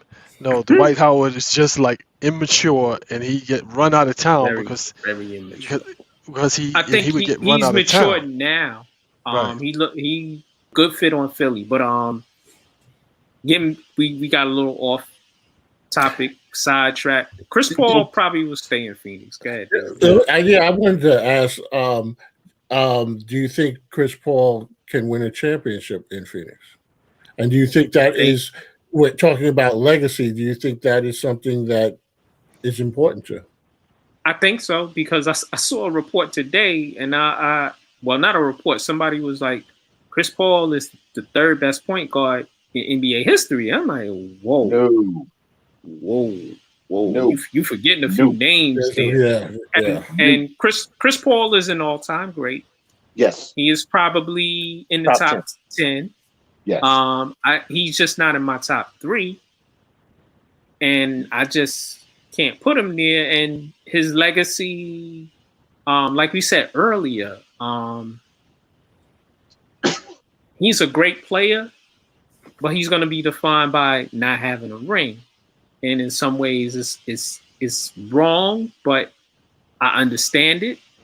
It's not something I subscribe to because Pistol Pete ain't win a championship. Nope. Pistol Pete bust everybody's ass. And he ain't in the top 3. He ain't in my top 3. Who? Pistol 3? Because you can't Pistol Pete. He's not in my top 3 either. But I'm just saying he's an all-time great who doesn't have a ring. Yeah, but when you say Isaiah Thomas, it's like Listen, you can't be in that same conversation though. Well, the dude said it was Magic, Isaiah, and then CP3, and I'm like, really? Nah, I take AI. I take Allen Iverson. I take Dennis Johnson. This actually, for me, I mean, let me put my Chris Paul hate aside. He's around 7 for me, and honestly, I think it'll be different for everybody because it's a matter of preference. I just preferred certain types of point guards, and guys that there's just I'm like Pistol Pete will be in my top 5 easy, and there's some guys I'm gonna put him ahead of who have probably won championships. I'll be like, how you put him ahead of him? Because I love Pistol Pete. Yeah, then you forget Tony Parker. How many championships Tony Parker had?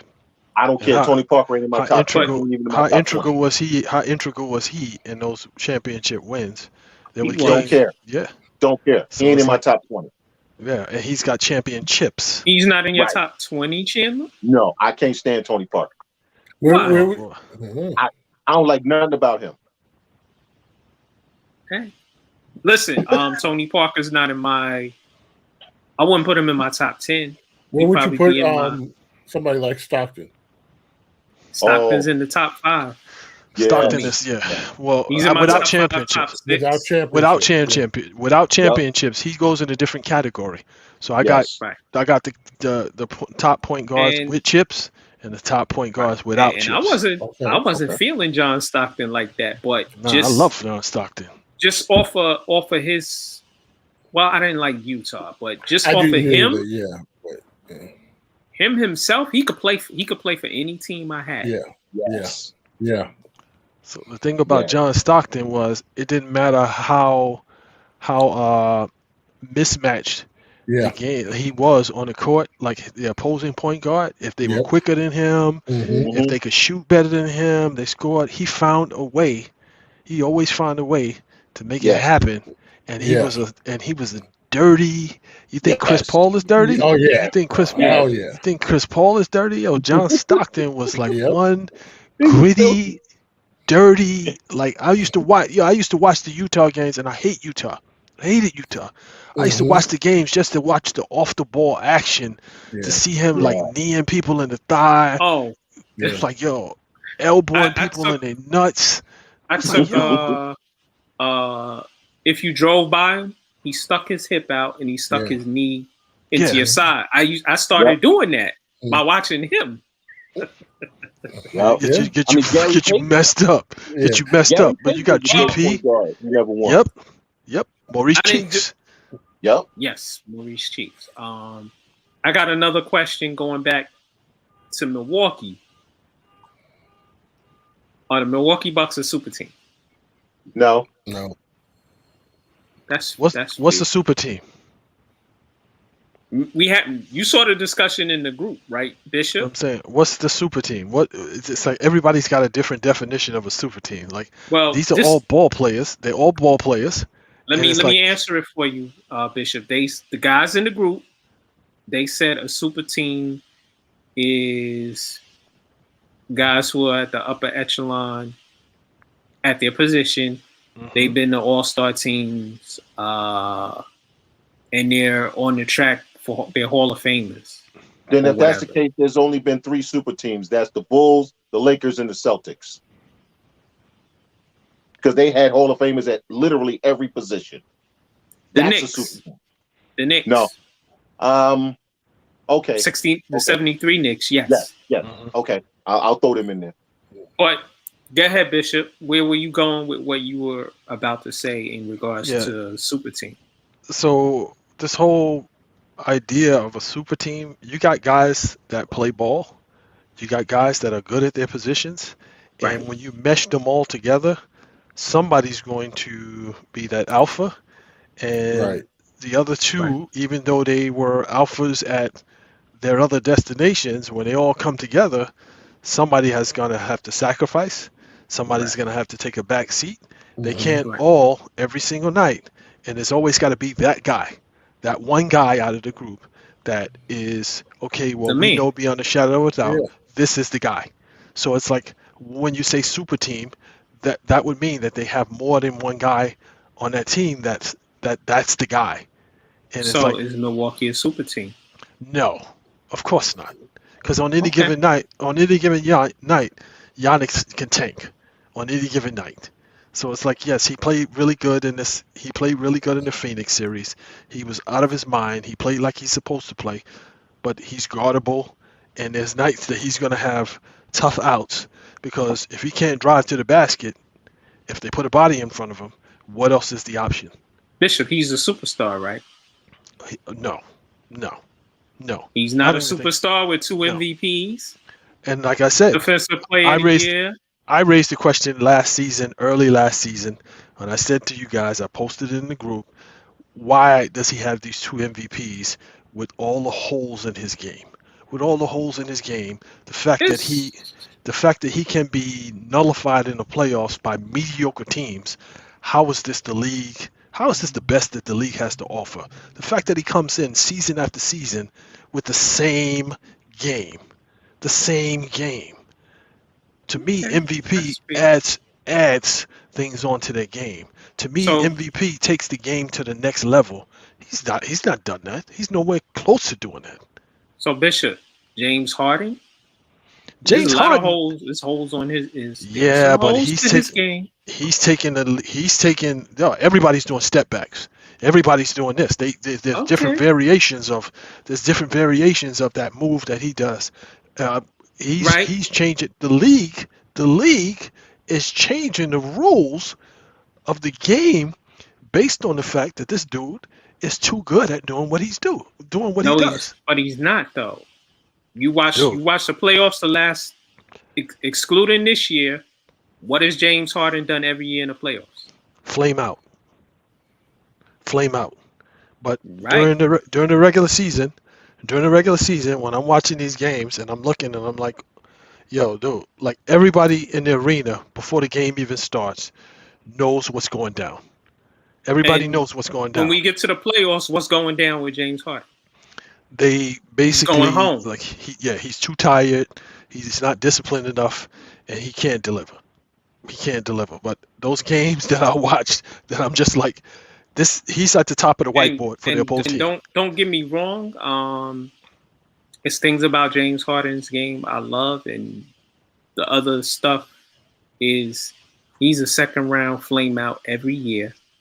Mhm, Um, mhm, he doesn't play defense, not mhm. enough for me, but he gets to the line at least 10, 12 times a night. So I love that about him, But he can do anything he wants on the court. Anything. except for play defense. He can play defense too. I watched these games. He's 30 years old, and he's over 30 years old, and he's not played defense the last 8 years. Okay. All right. I can't You dispute you on can't that. you I'm not can't gonna, you I'm can't not turn gonna it off dispute and you. turn it on. Dude, you win. I can't argue with you when it comes to defense and James Harden. I can't argue with you on that. let me ask you this though. With Giannis, do you think he has superstar potential? He's a superstar already. Well, yeah, I In think my he in my is. opinion. I think he is, but I'm asking Bishop, since he's not ready to call him a superstar. When you say superstar, to me, superstar means I'm changing the face of the game. I'm changing the dynamics of the game. Teams are now going out and drafting players to combat what I bring to the table. Teams are changing their ideology, their personnel decisions based on the fact that we got to stop this guy. There's only been a few players that teams have done that for, and he's not one of them. He's not one of them. Well, I mean, are you talking historically or are you Allen talking Iverson was a superstar. generationally? Good. What'd you say, Chandler? Chandler, what did you say? I think you said Allen Iverson was a superstar. Absolutely. Yeah. Yeah. Absolutely. I don't think Giannis has reached that point yet. Can he reach it? Of course he can. Of course. Well, that's the question that I'm asking, because I think also we're talking about.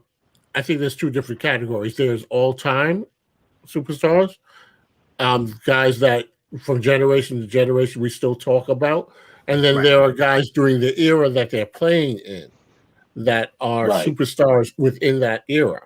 Right. So I think in that regard, yeah, he may not be.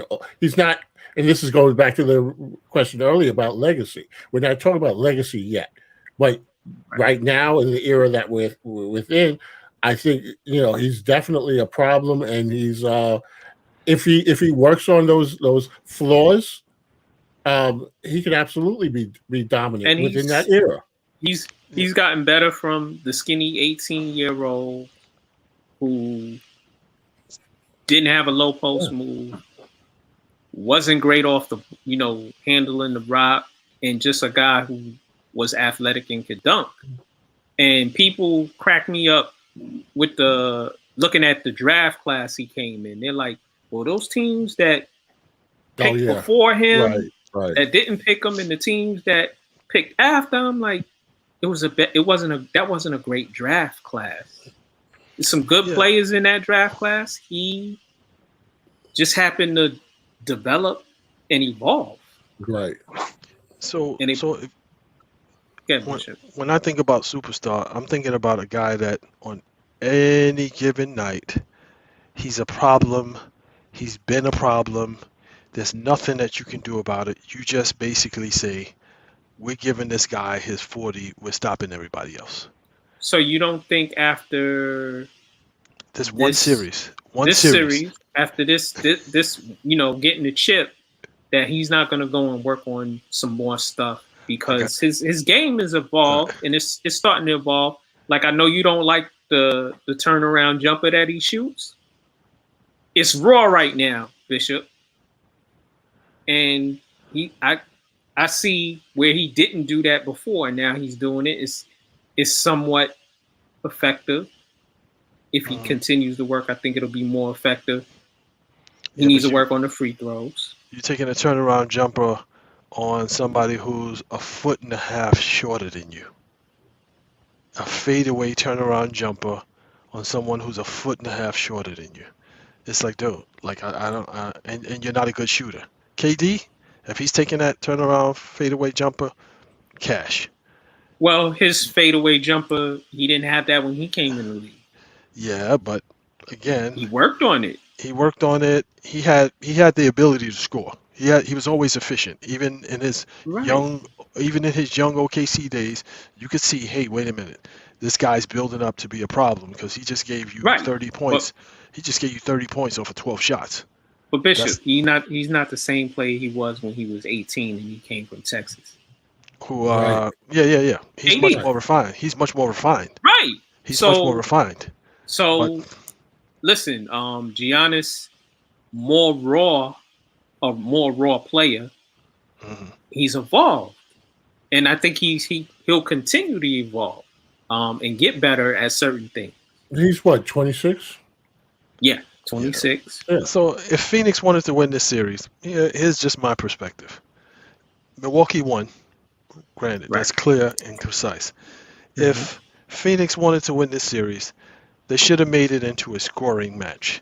They should have tried their best to shut down Middleton and Drew Holiday and allowed Giannis to run buck wild. Allow him to get the ball, allow him to go coast to coast, do all of that stuff all game. Because it's like, unless he's going to score 100 points, they're not winning. They're not winning. So just allow him to continue to monopolize the ball, to be that guy that we've known that he's been, and just outscore them. Because if you look at what Phoenix did, there's games that they lost. They shot 50% from the field as a team. 50%. Their superstar had 40 points. They shot 50% from the field as a team, and they still lost those games. So it's like there was no way to stop him. Like, defending him was like that's a moot point. What you got to do now is you got to start smoking mirrors now. You're not going to beat this team straight up because they're too good. And it's like, it just so happened in those. It started in game 4 when I text you. I said, "Yo, Phoenix is done." After they lost that game 4, I'm like, it was the way they lost it. It was the way they lost it. It was the way they lost it. And I was like, yeah, they cried uncle. They're done. Because they realized, okay, there's nothing that we can do about stopping this dude. And they were trying, and it's like, dude, that's a moot point. Like, let him run buck wild. Let him throw grenades in the offense. Let him do all of that. I don't want Chris Middleton getting 40. I don't want Drew Holiday having 20-something points and 15 assists. I don't want any of that. But I'll relinquish Giannis getting 50. Yeah, I think, and again, I didn't really watch the series, but I think the problem that Phoenix had is that after games 1 and 2, they thought they won this thing. They thought, and their strategy was not to make adjustments. Their strategy was to count on Milwaukee being as bad the rest of the series as they were games 1 and 2. And so when Milwaukee adjusted, Phoenix didn't.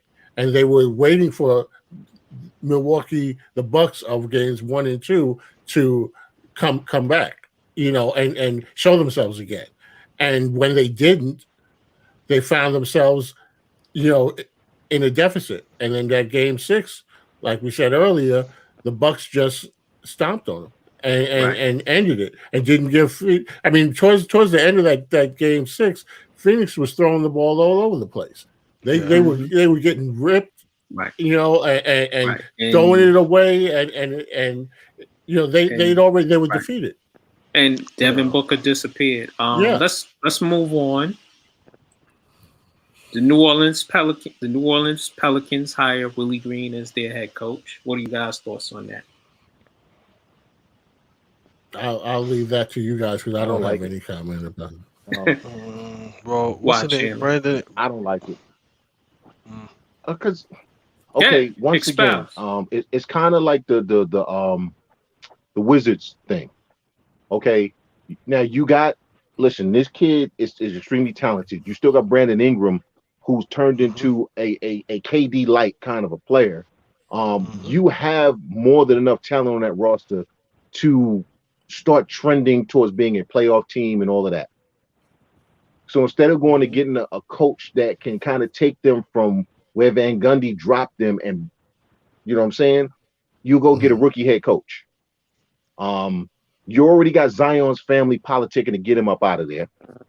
We all know that the ownership looks at them as an ancillary thing, because the ownership, they're more interested in the Saints than they are the Pelicans. So they do the bare minimum with their organization. Listen, I'm not saying Willie Green can't. I'm not saying he won't be a good coach or anything else. But if you want to maximize the talent that you have and try to get him to stay, I would have thought you would have made a better choice, a different choice for the head coach. Yeah, I mean, for a young team, I thought that was a bad hire with Stan Van Gundy anyway, because for a young team, you need to be able to relate to the players. You need to be able to adjust. You need to be able to look at what the talent that they bring and mesh your offensive schemes with that. And a lot of the games that they played, they lost like 15, 20 games by like under 5 points. And what that says to me is it's a lack of focus and a lack of execution. Like they would be up, and it would be like 2 minutes left in the game, and they're up by 10, and they wind up losing the game. And Dumb Van Gundy. Yeah. Yep. Dumb Van Gundy. You know what he did? Listen, Lonzo Ball is a decent player. He's a really good point guard. You took the ball out of his hands and you nullify him because he needs to be able to direct traffic and direct the offense, not stand in a corner and wait for the ball to be given to him and he takes threes, because he's still not a great 3-point shooter. He shot a good percentage last year, but he runs very cold to lukewarm shooting the three. And he tends to stand around when the ball isn't in his hands. And that's what he did. And you let Ingram and Zion, you ran the offense through them. So that really didn't work, Stan. And Lonzo is a restricted free agent, which means whoever offers him the bag, New Orleans can say, $100 million? Okay, go ahead. You can have Lonzo. We're not going to jump on that. And Lonzo, the market is going to bear what teams think about him, and we'll see who's going to bid for him. We'll see with Willie Green. Young coach with a young team. They need to hire a professional coach to work beside him, and not a coach that's going to undermine him. Yeah, but he's been coaching for a minute. He's been an assistant coach. Yeah, it ain't like he new to this, and it's like, so what? The problem but still, Bishop, you still have to bring in solid coaches to work with him. Well, yeah, he can bring in some other younger coaches, some other guys that can bring in a good defensive scheme, make sure that you guys are a bunch of young guys. We're going to have a couple of defensive stoppers, but as a unit, we need to play better. We need to play better defense as a unit. Stan Van Okay, but Gundy alienated 2 of his top 3 players. He alienated Lonzo and he alienated Ingram. Once he lost Ingram, he lost the whole thing. And it's like, that's that's all well and good, Bishop. But okay, part of winning is learning how to win. I can't teach you how to win if I don't know how to win. Okay, Right. so I go back to I'm not knocking Willie Green. I go back to you got a team of talented players that don't know how to win.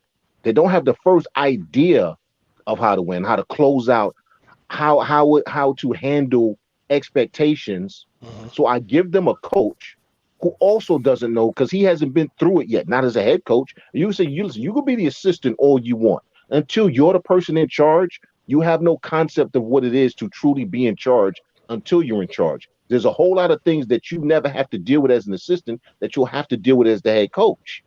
Right. Yeah, but So You I you go have to back be the to face of the team. yeah, it's stuff Go ahead, behind the Jim. scenes that Sorry. assistants don't deal with, dealing with Yeah. management upstairs. There's conversation that as a supervisor, and all you guys have probably been supervisors, you know this, there's conversation you have to have with upper management that your assistant ain't never gonna have to have. They don't Right. even know about. You understand what I'm saying? All those And things there, well, come into how do you effect. and get there's that? questions though that you have to answer too. I mean, Yeah, besides that, they're after the game, they're not running. The media's not running to the assistant coach and asking about, Yeah, but they want to hear from the head coach. how do you get that experience? And from what I've seen, the coaches that are being recycled, it's like even though they have that head coaching experience, these recycled coaches, they do a piss poor job when it comes to managing the team. They do a piss yeah, poor job when it comes Well, to maximizing the talent. So it's like, how do you, as an assistant coach, get to that level if nobody's willing to give you a shot? Monty Williams just a few seasons ago was that guy. He was that right. guy. Right, So and why he can't made a Willie lot of Green do it? mistakes, Why and he can't made Willie a Green lot of do it? okay, here's the thing though. He made a lot of mistakes that he now knows he made, and he's Hmm. done something different this time around. He said he made a lot of mistakes with that team, just with dealing with Chris Paul. What I'm saying is, I'm not saying you're not supposed to hire a young coach. What I'm saying is that organization is at a tipping point because you have a budding superstar. Okay, and it is what it is with the superstar thing, but in this iteration of the NBA, Zion is going to be in our face 24/7. We all know that. Okay, they tried to manipulate the damn playoffs last year to get them in the playoffs. Okay, Right. so you have that. And if you're truly trying to make that team successful, then you don't bring in a rookie head coach when your superstar's family, who constantly speaks for him, he doesn't seem to have his own voice, is already trying to yeah. get him up out of there.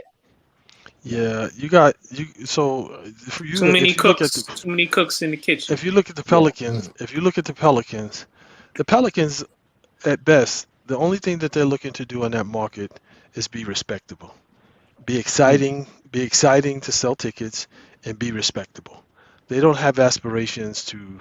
Now, I can't see them having any aspirations to win a championship right. in the next 3 to 5 years.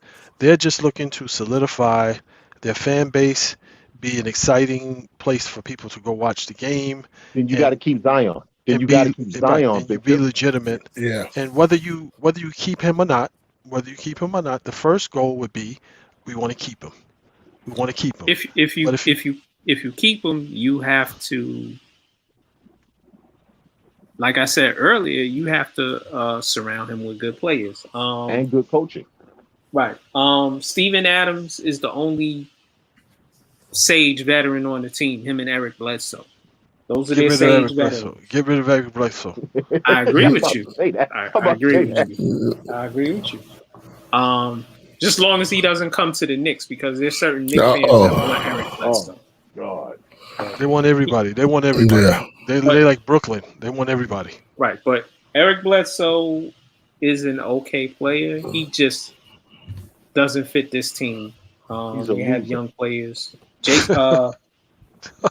What's his name? Josh Hart is also a free agent. Yeah, he's a good bench Um, player, solid bench player. yeah. It's a tough spot because Yeah. Yeah, we just need you to be respectable. That's it. We need you to be respectable. We need you. If you won, how many games did they win last season? If they won Tell 30, you in a second.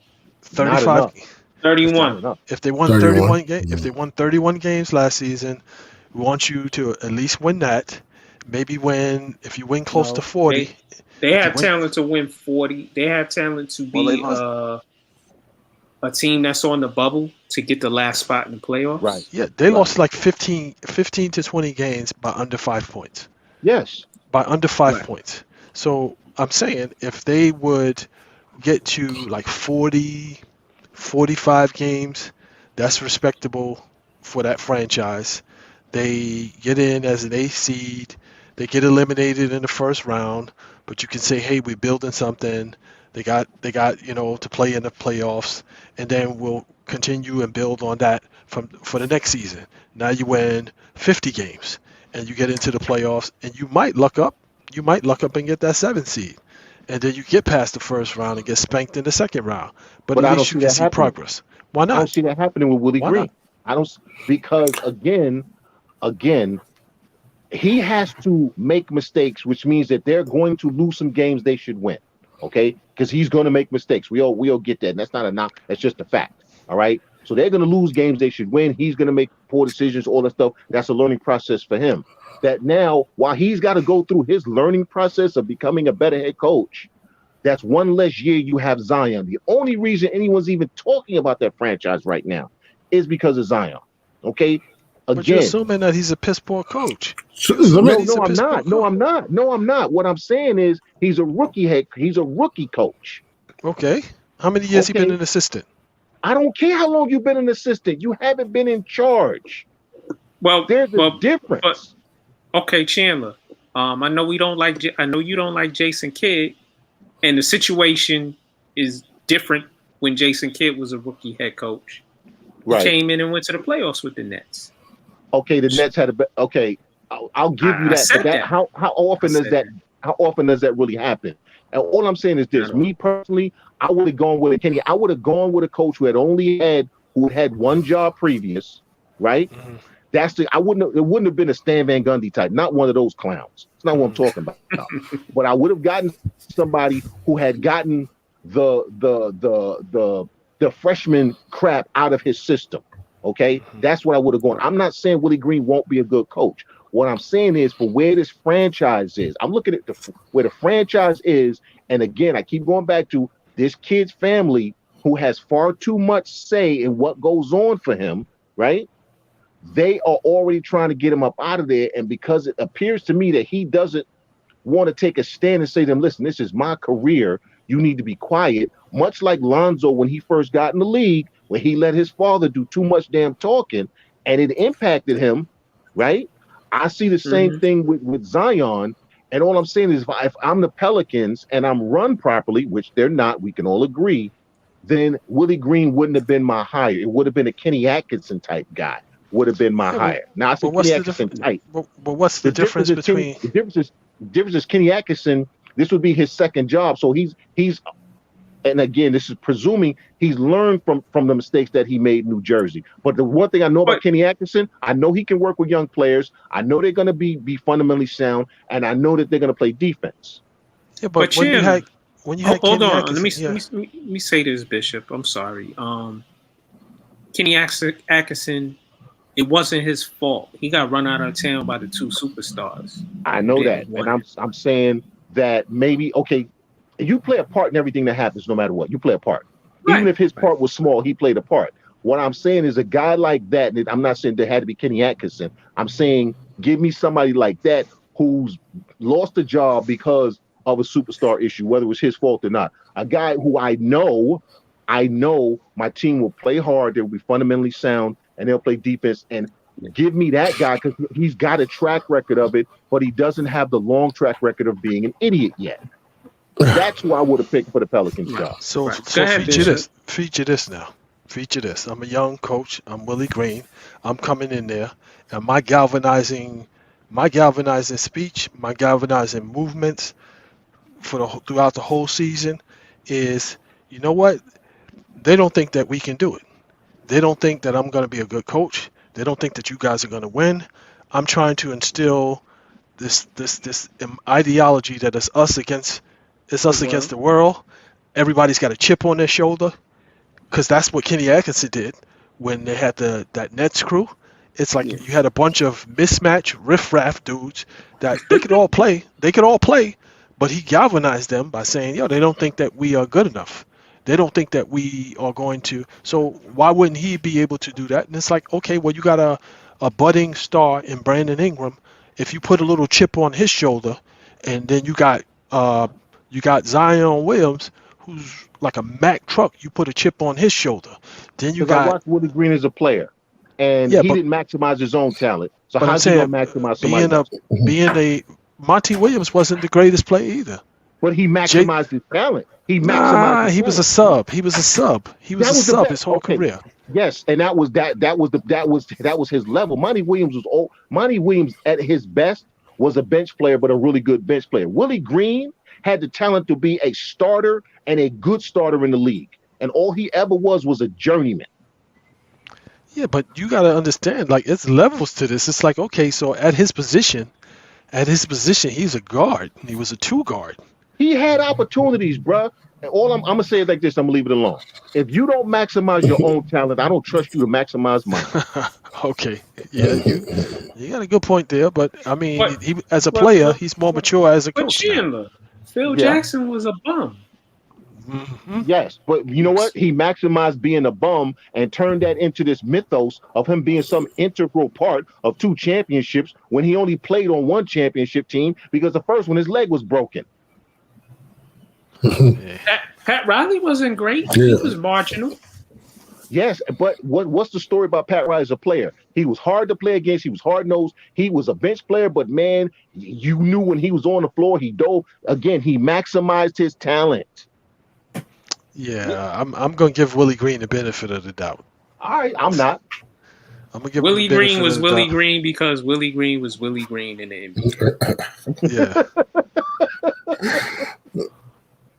Yeah. It's like, what's the name? Monty Williams comes from Greg Popovich.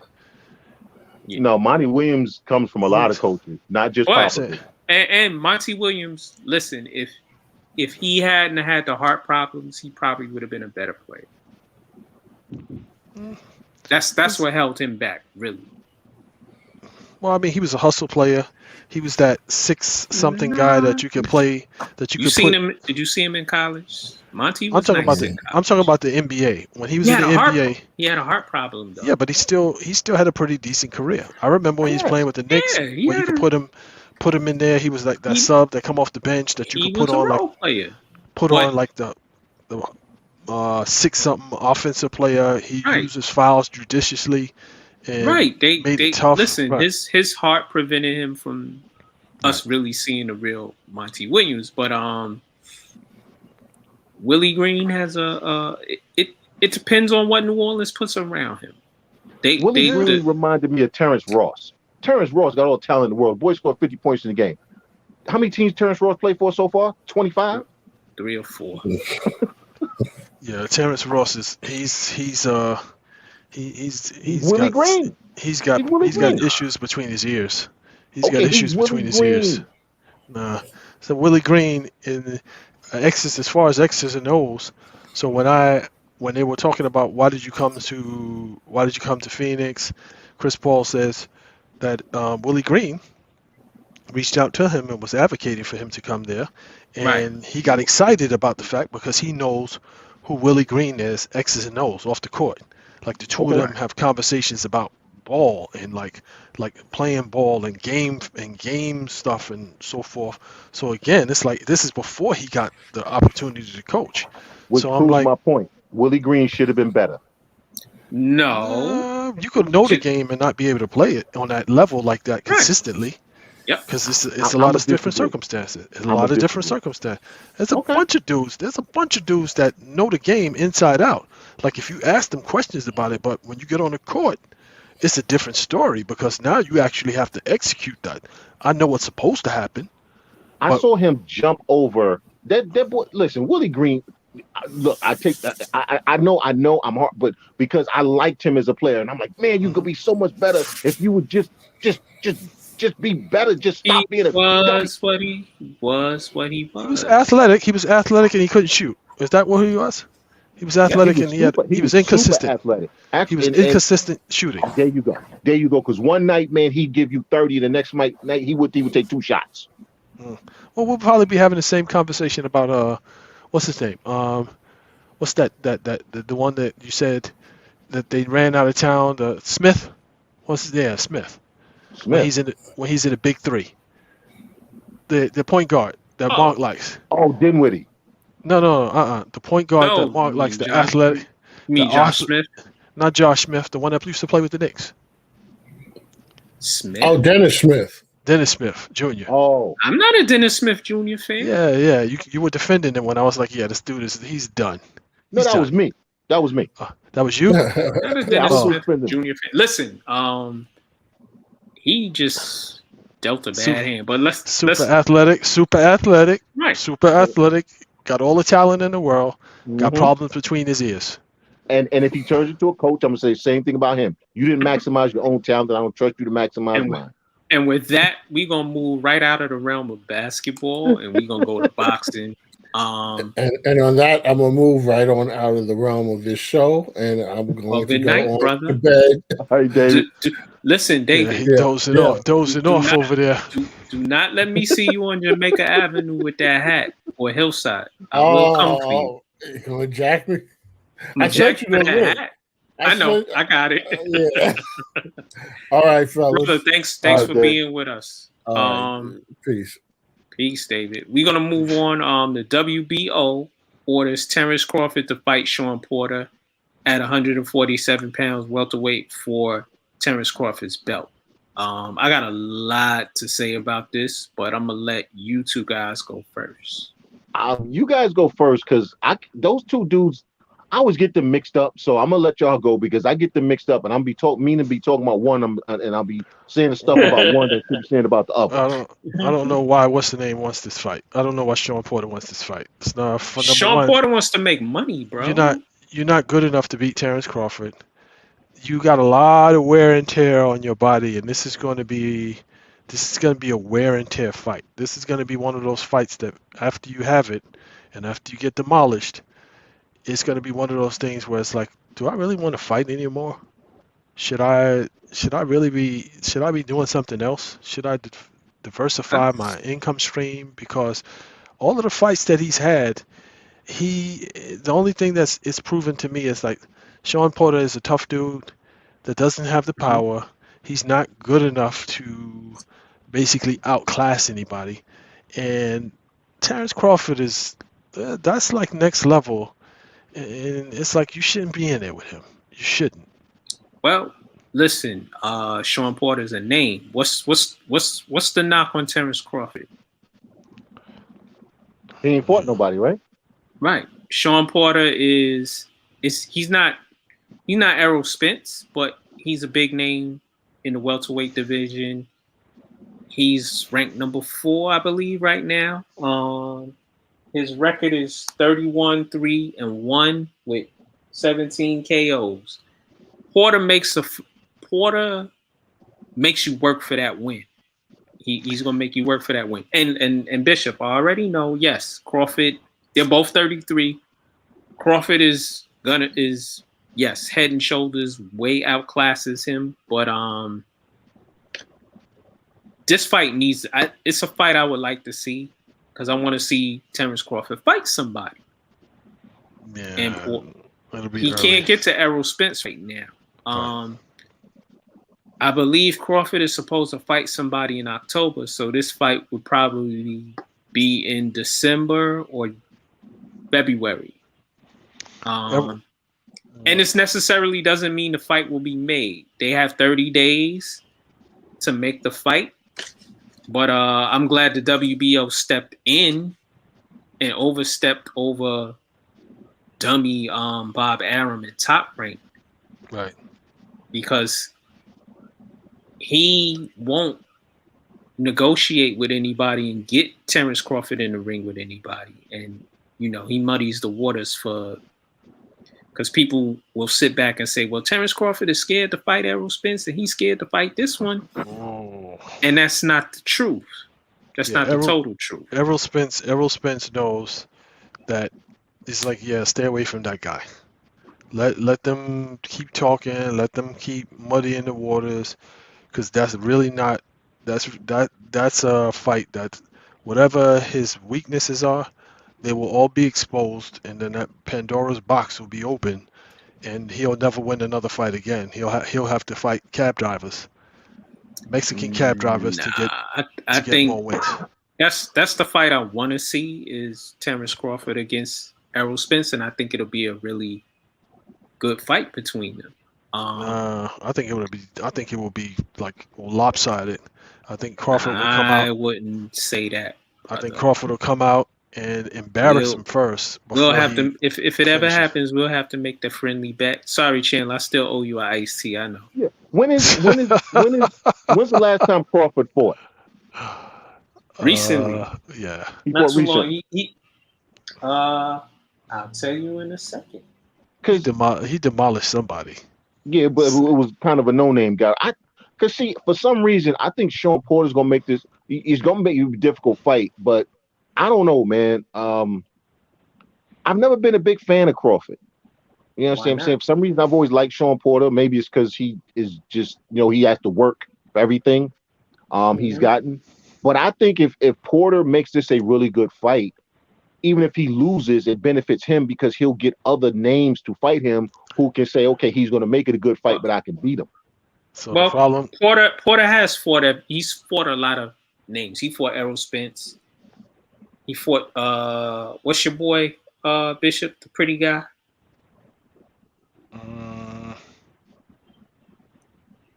Which one? I'll tell you in a second. Yeah, keep talking. Yeah, if he comes out, if Shawn Porter comes out like he normally comes out, trying to make this a hard nosed fight, he's gonna get knocked out because he's not very defensive, and Crawford has power in both hands. He has power in both hands, and the only reason why he won't knock him out early is because he wants to punish him. Terrence fought Kell Brook.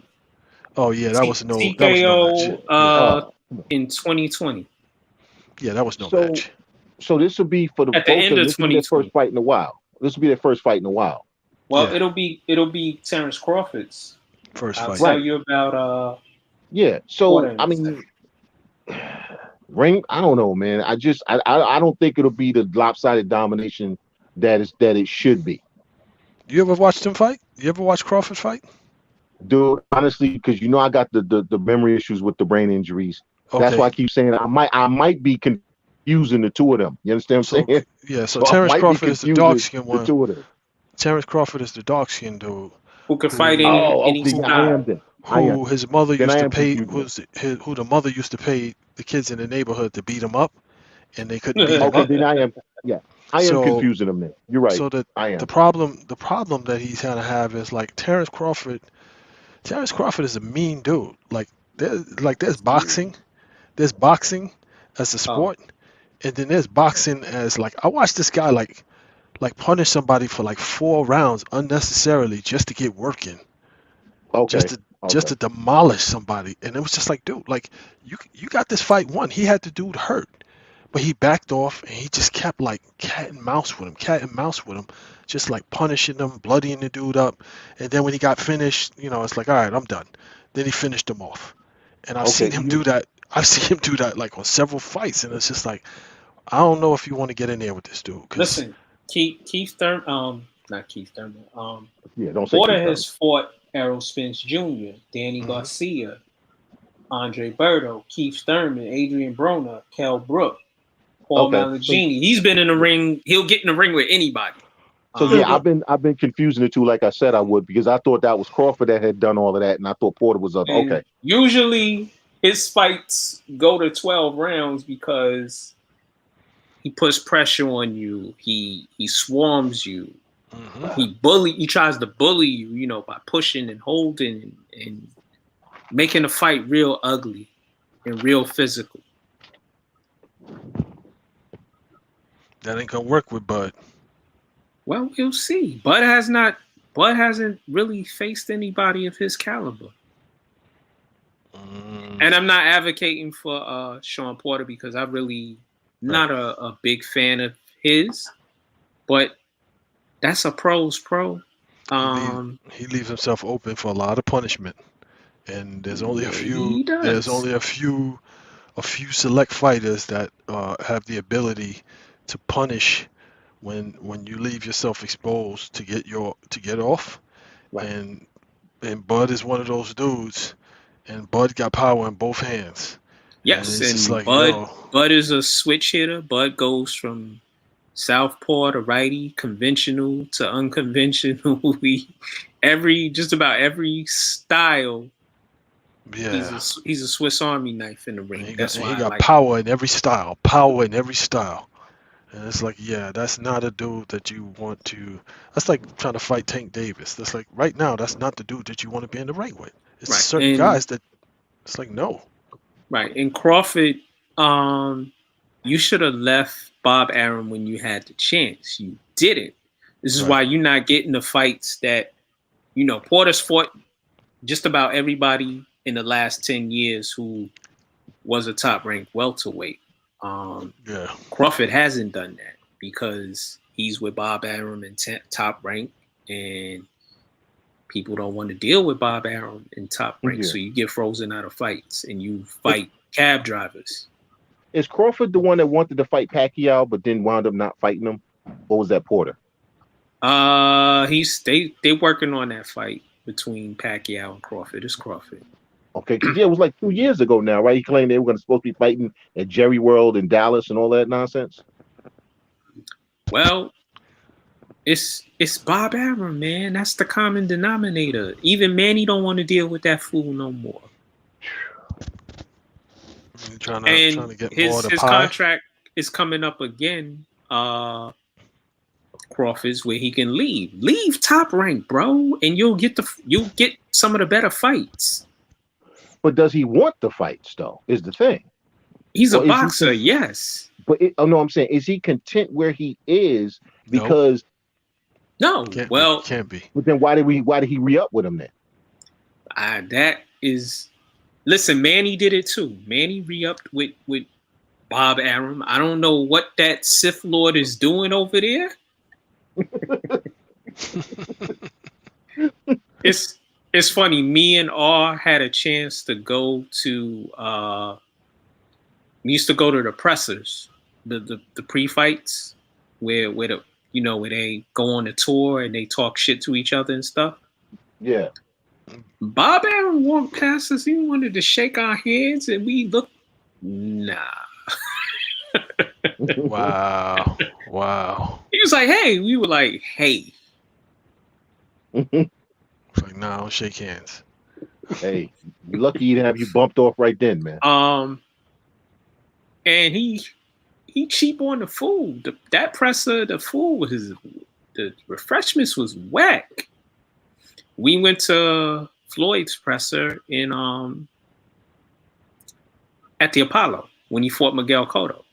That was fly. That was they did him and Miguel. They promoters did they did the damn thing in the Apollo. We went to one of De La Hoya's pressers. Oh, he's getting in the ring also. Who? Nobody wants to see him in the ring. De La Hoya's fighting somebody at 180 for 8 rounds. The rounds are 2 minutes, and it's a sanctioned bout. He's fighting a former MMA guy. I'm so sick of this right now with this. First of all, nobody wanted to see De La Hoya in the ring when he was actually boxing. Okay, I was stationed out in California then, and I know he tried to play up his dual heritage and all of that.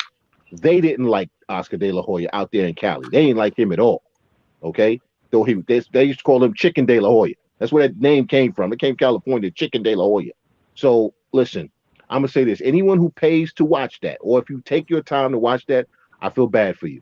Okay, I know it's a pandemic. I know ain't nothing else on, but it's got to be. Listen, I just want to see him get knocked out. Listen, I'm gonna say this. This might be a little crass, a little disrespectful.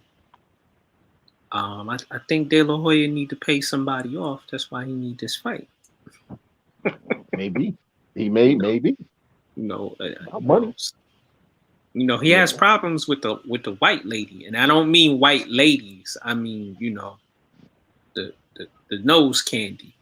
Yeah, didn't he have to sell his company? Didn't he have to sell the ownership of the promotional thing? He still owns it. Oh, but he has not done a good job. Canelo bounced. Finally, Canelo fired him basically. Yep. And Canelo was foul. He said all he want to do is drink all day. That's out of Canelo's mouth. So, wow. Y'all remember at one point, Golden Boy and De La Hoya's promotion company was one of the better companies out there. Yeah, he wasn't in charge then. Right. The guy who used to work at HBO and the guy who owns PBC were running it. He, for some reason, doing dumb business, maneuvered them out of the way, and now Golden Boy is on the level of Top Rank, is being, he's not a good promoter. Losing Canelo, that was your cash cow. It's not smart business, Oscar. And now you getting in the ring tells me everything I need to know about you and Golden Boy. Yeah. Yep. I don't know. I'm just tired of watching people who shouldn't be boxing box. I don't want to see former MMA people. I don't want to see Jake Paul, Chris Paul, Les Paul. I don't want to see nobody with the last name Paul. Okay. They don't know who Les Paul is. And that's a guitar maker. It is. RuPaul. I don't want to see nobody. It's like, that's how dirty you getting with it. I don't want to see RuPaul either. I don't want to see no Paul. No Paul. That fight is yes. I guess what's the name needs a payday. Shawn Porter needs that payday. Well, he also needs to he hasn't fought since August of last year. Oh wow. That's a long layoff. Yeah, they both need to fight. Yeah. Crawford's been in negotiations and out of negotiations with Manny. Manny needs to retire also. Man. Yes. Yeah, I don't want to see that fight now. I don't want to see. That's the thing is I'm tired of seeing these fights 5 years too late or 10 years too late. Well, not even he should have been he should have retired 10 years ago. That's what I'm saying. I don't want to see even the Crawford Porter fight. That should have happened 5 years ago if it was going to happen. I don't want to see them both in their mid-30s. Really. Listen, I don't want to see two 33-year-olds in the ring, bro. I want to see you in your prime fighting somebody else in their prime. It's still in their prime. Okay. But walk away from Bob Arum, man. All right, when he resigns with Arum, I'm gonna say this now. When he resigns with Arum, that's because he's content with where he's at. Okay. And he ain't really trying to fight. Listen, Crawford is a supremely great boxer. Personality-wise, personality sells fights. Mm-hmm. He has a sort of bland personality. He's not Manny. He's not Floyd. He's not, Wilder and he's not those guys who have big personalities and sell the fight. Right, which means that if he leaves Arum, he's going to be required to start doing some of that. So if he stays with Arum, he don't ever have to sell a fight because Arum will make the fights for him. Right, but Arum isn't gonna, people don't want to deal with Arum, so he's been shut out of, Terrence Crawford should have fought. He should have fought Porter, like you said. He should have fought Danny Garcia. He should have fought a Keith Thurman. even an Adrian Broner before Adrian Broner is what Adrian Broner is now. Right. You know, Right. all those fights, all those name fights should have happened for Crawford, but Crawford wind up fighting miscellaneous guys and guys who were names. They're not names anymore, like Kell Brook, Amir Khan. You know, Jeff Horn was a fluke win over Manny. So he had the title for a minute, and Crawford dispatched him easily. Which says to me that he's content at the level he's at. That's what that says to me, bro. I'm not saying he doesn't have the talent to do more, but who's to say that he really wants to do more? He does. It's Bob Arum. And he stays with him willingly. Sith Lord. Manny did it too. Yes. Because they were getting what they wanted out of the deal. That's the whole thing. And Manny was a top earner. I got one last topic. Will Dallas Cowboy running back, and we're gonna be doing a few of these in the coming days and weeks regarding football. Will Dallas Cowboy running back Ezekiel Elliot be able to rebound this year? What are you guys' thoughts? What does rebound mean? I mean, he's been a top 10. He's been a top 10 running back in rushing yards. When you look at his yards at the end of each season, he's always in the top. He's been in the top 10. Some years he was in top 5, but he's always a top 10 running back on yards wise. Last year. Even then, he still wound up in the top 10 of running back yards. I'm pretty sure. No, he didn't get 1,000 last year. But that don't mean I said top 10 of running back yards. He didn't get 1,000, but I guarantee you he was still in the top 10. No, he wasn't. I'll look it up though. Okay, look it up. So what I'm saying is, see, it's weird because there's years he gained 1,000. They said he had a bad year. I don't know what rebound for him means because that offense is no longer predicated on Ezekiel Elliott. That offense is not predicated on Dak Prescott throwing the ball all over the lot. So what does rebound mean? Does it mean that he now gets just enough yards so that they can continue passing the ball? Because he's not going to get 25. Also, his touchdowns were down. Yeah, absolutely. But he's not going to get 25 carries a game anymore. So his numbers are not going to be the same.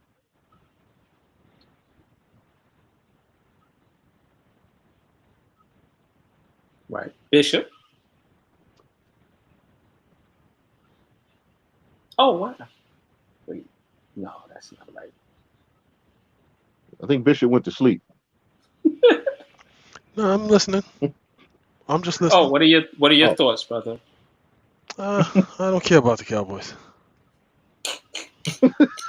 So yeah, I knew that was coming. I knew that was coming too. Yeah, I mean, I don't like. They got the quarterback coming back. They got the quarterback coming back. Maybe he'll have a good season. Maybe not. I still want the Giants to crush them. I still don't like them, and it's like, yeah, who cares? Yeah, that's the thing. Is honestly, with everything, if you look at what they've done with that offense, it's about passing. If the offense is about passing, now how much can the running back really do if you don't give him the ball? He was 11th. 11th, okay. So he was just outside the top 10. You know what I'm saying? And he got 244 attempts. His yards per carry went down. Right. And that was behind an injured and bad offensive line, and he still was almost a top 10 running back. So, again... He had only 3 carries of 20-plus yards. So he missed one game. And he was and that was with Andy Dalton. Right, and that was with Andy Dalton.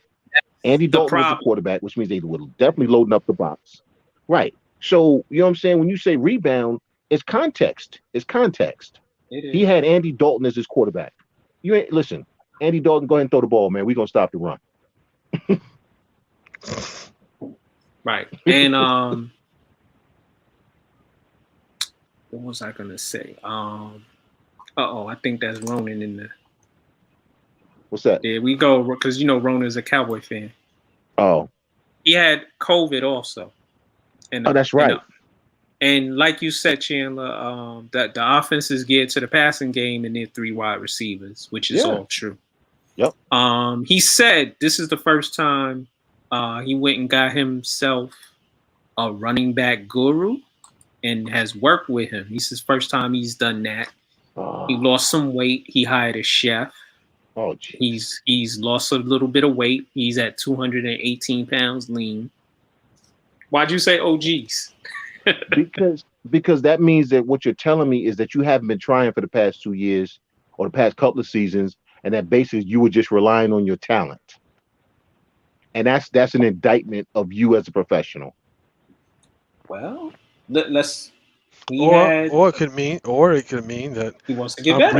I'm refocusing myself and resetting myself, and I'm bringing back the fire that I had prior to. I'm reigniting that fire, and I want to take this to the next level. So you could look at it that way too.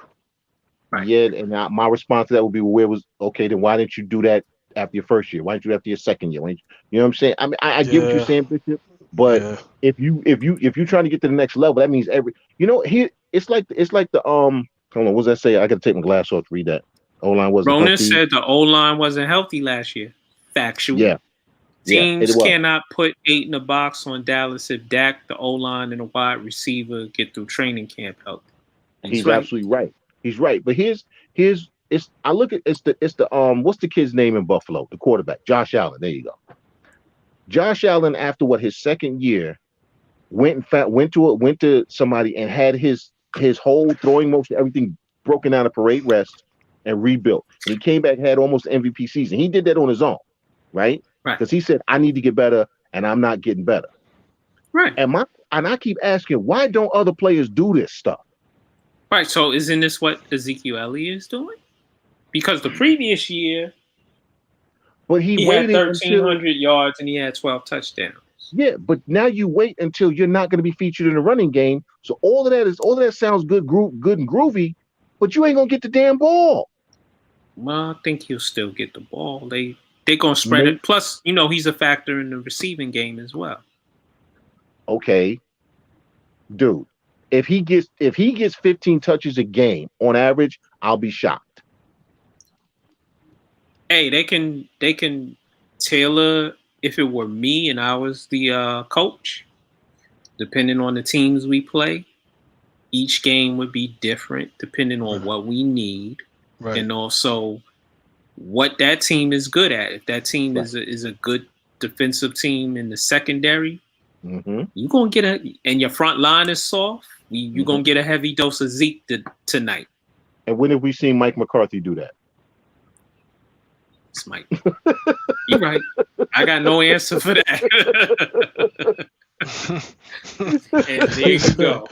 He's like, yeah, that makes perfect sense, but who's the coach? Exactly. And that's I guess what I'm coming to. I forgot. He's the coach, so Right. And that's why I said this is kind of too little too late for Ezekiel Elliott. Now, this may help him in his next team. Because people will see he's got his burst back, this and that.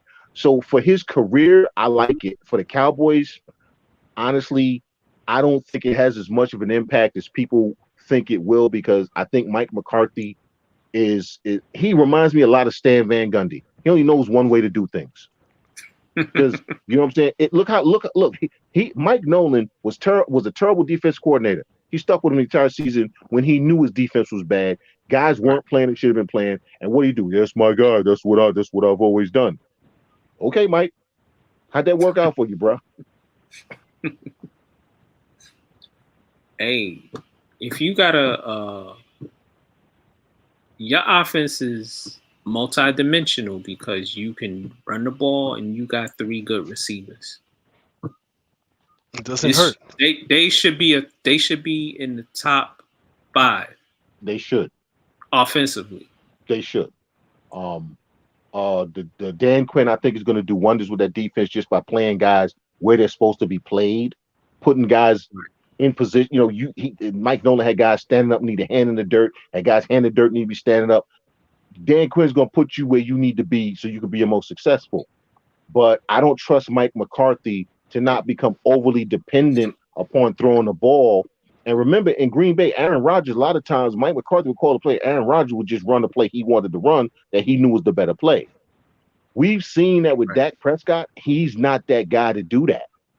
Look how long he was in Coach Clapp's offense, and very rarely did he audible out of a bad play into a good one.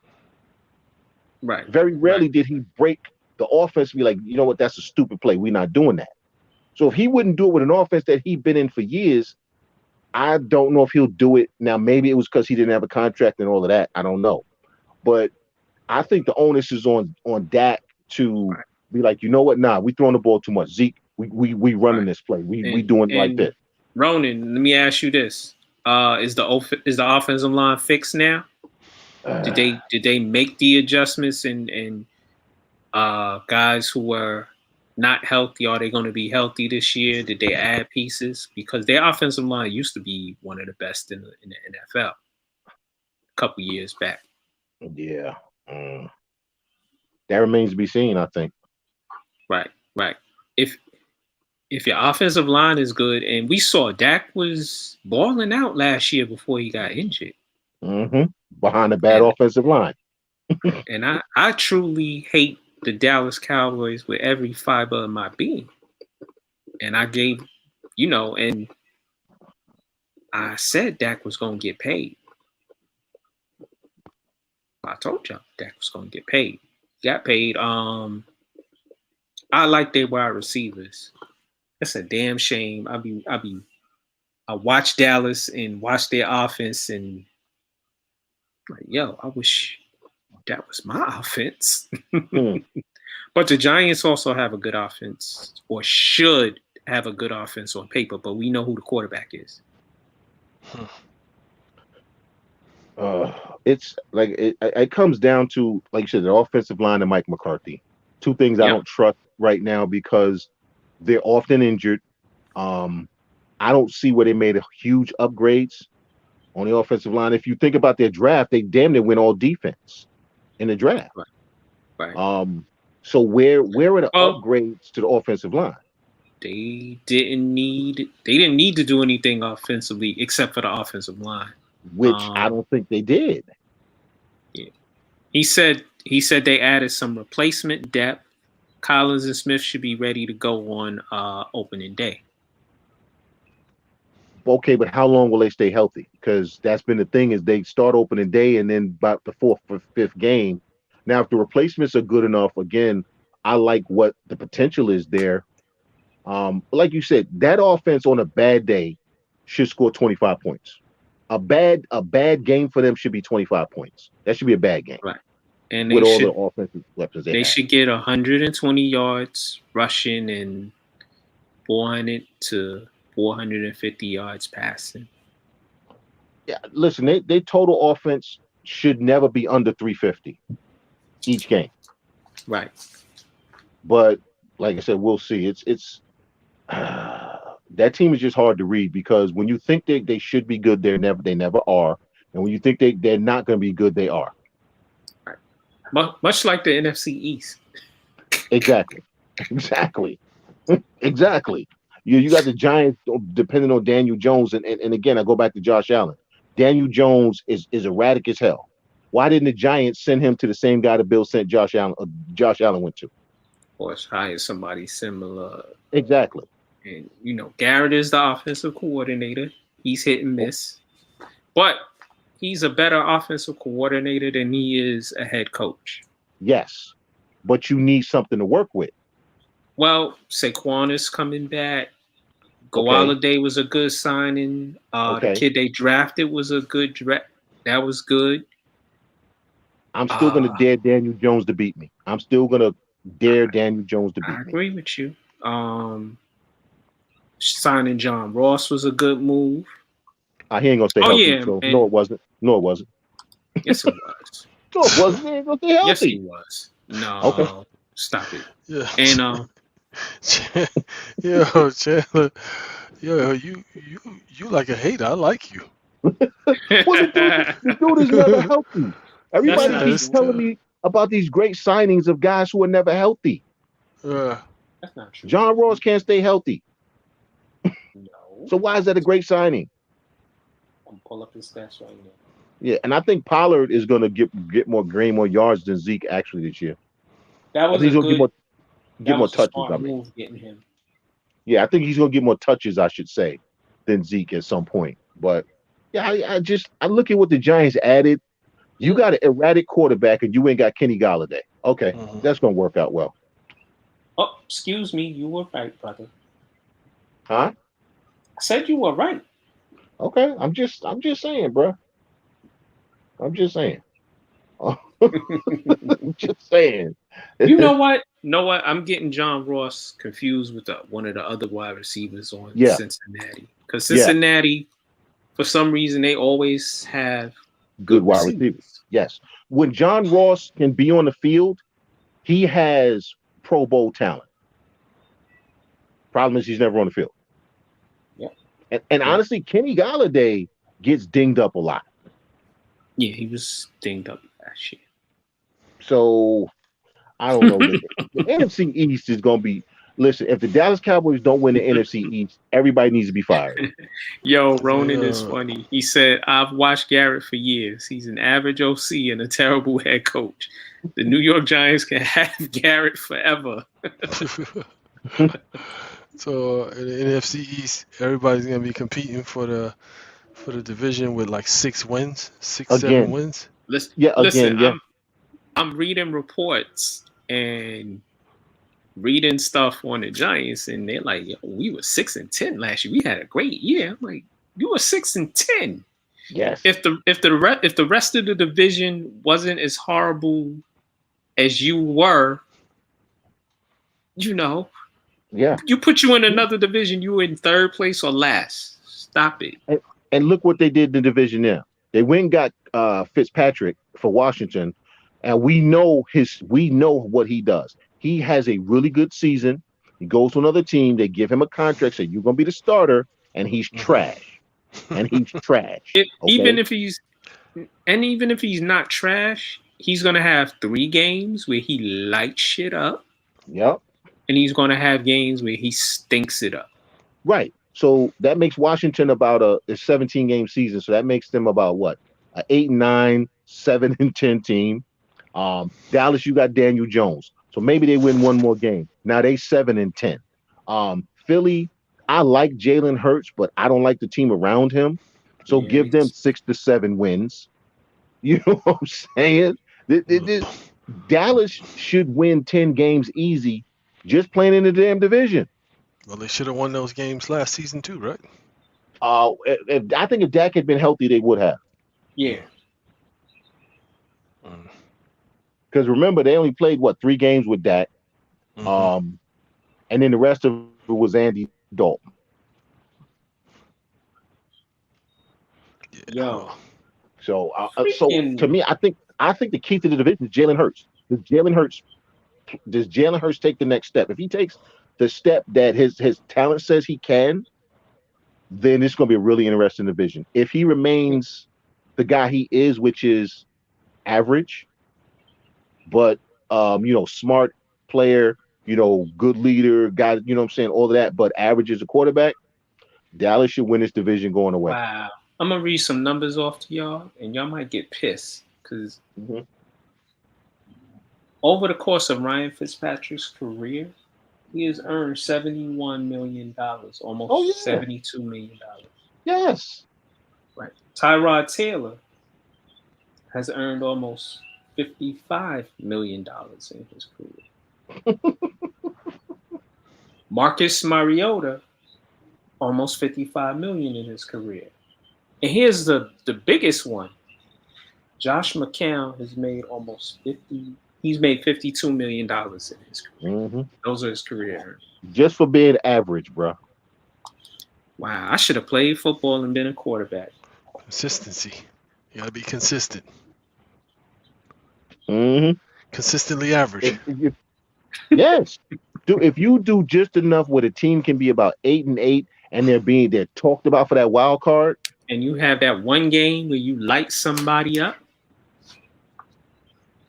Ronan said people are high on Washington with Garrett like Ron Rivera and turnover machine Fitzpatrick. Yeah, yeah.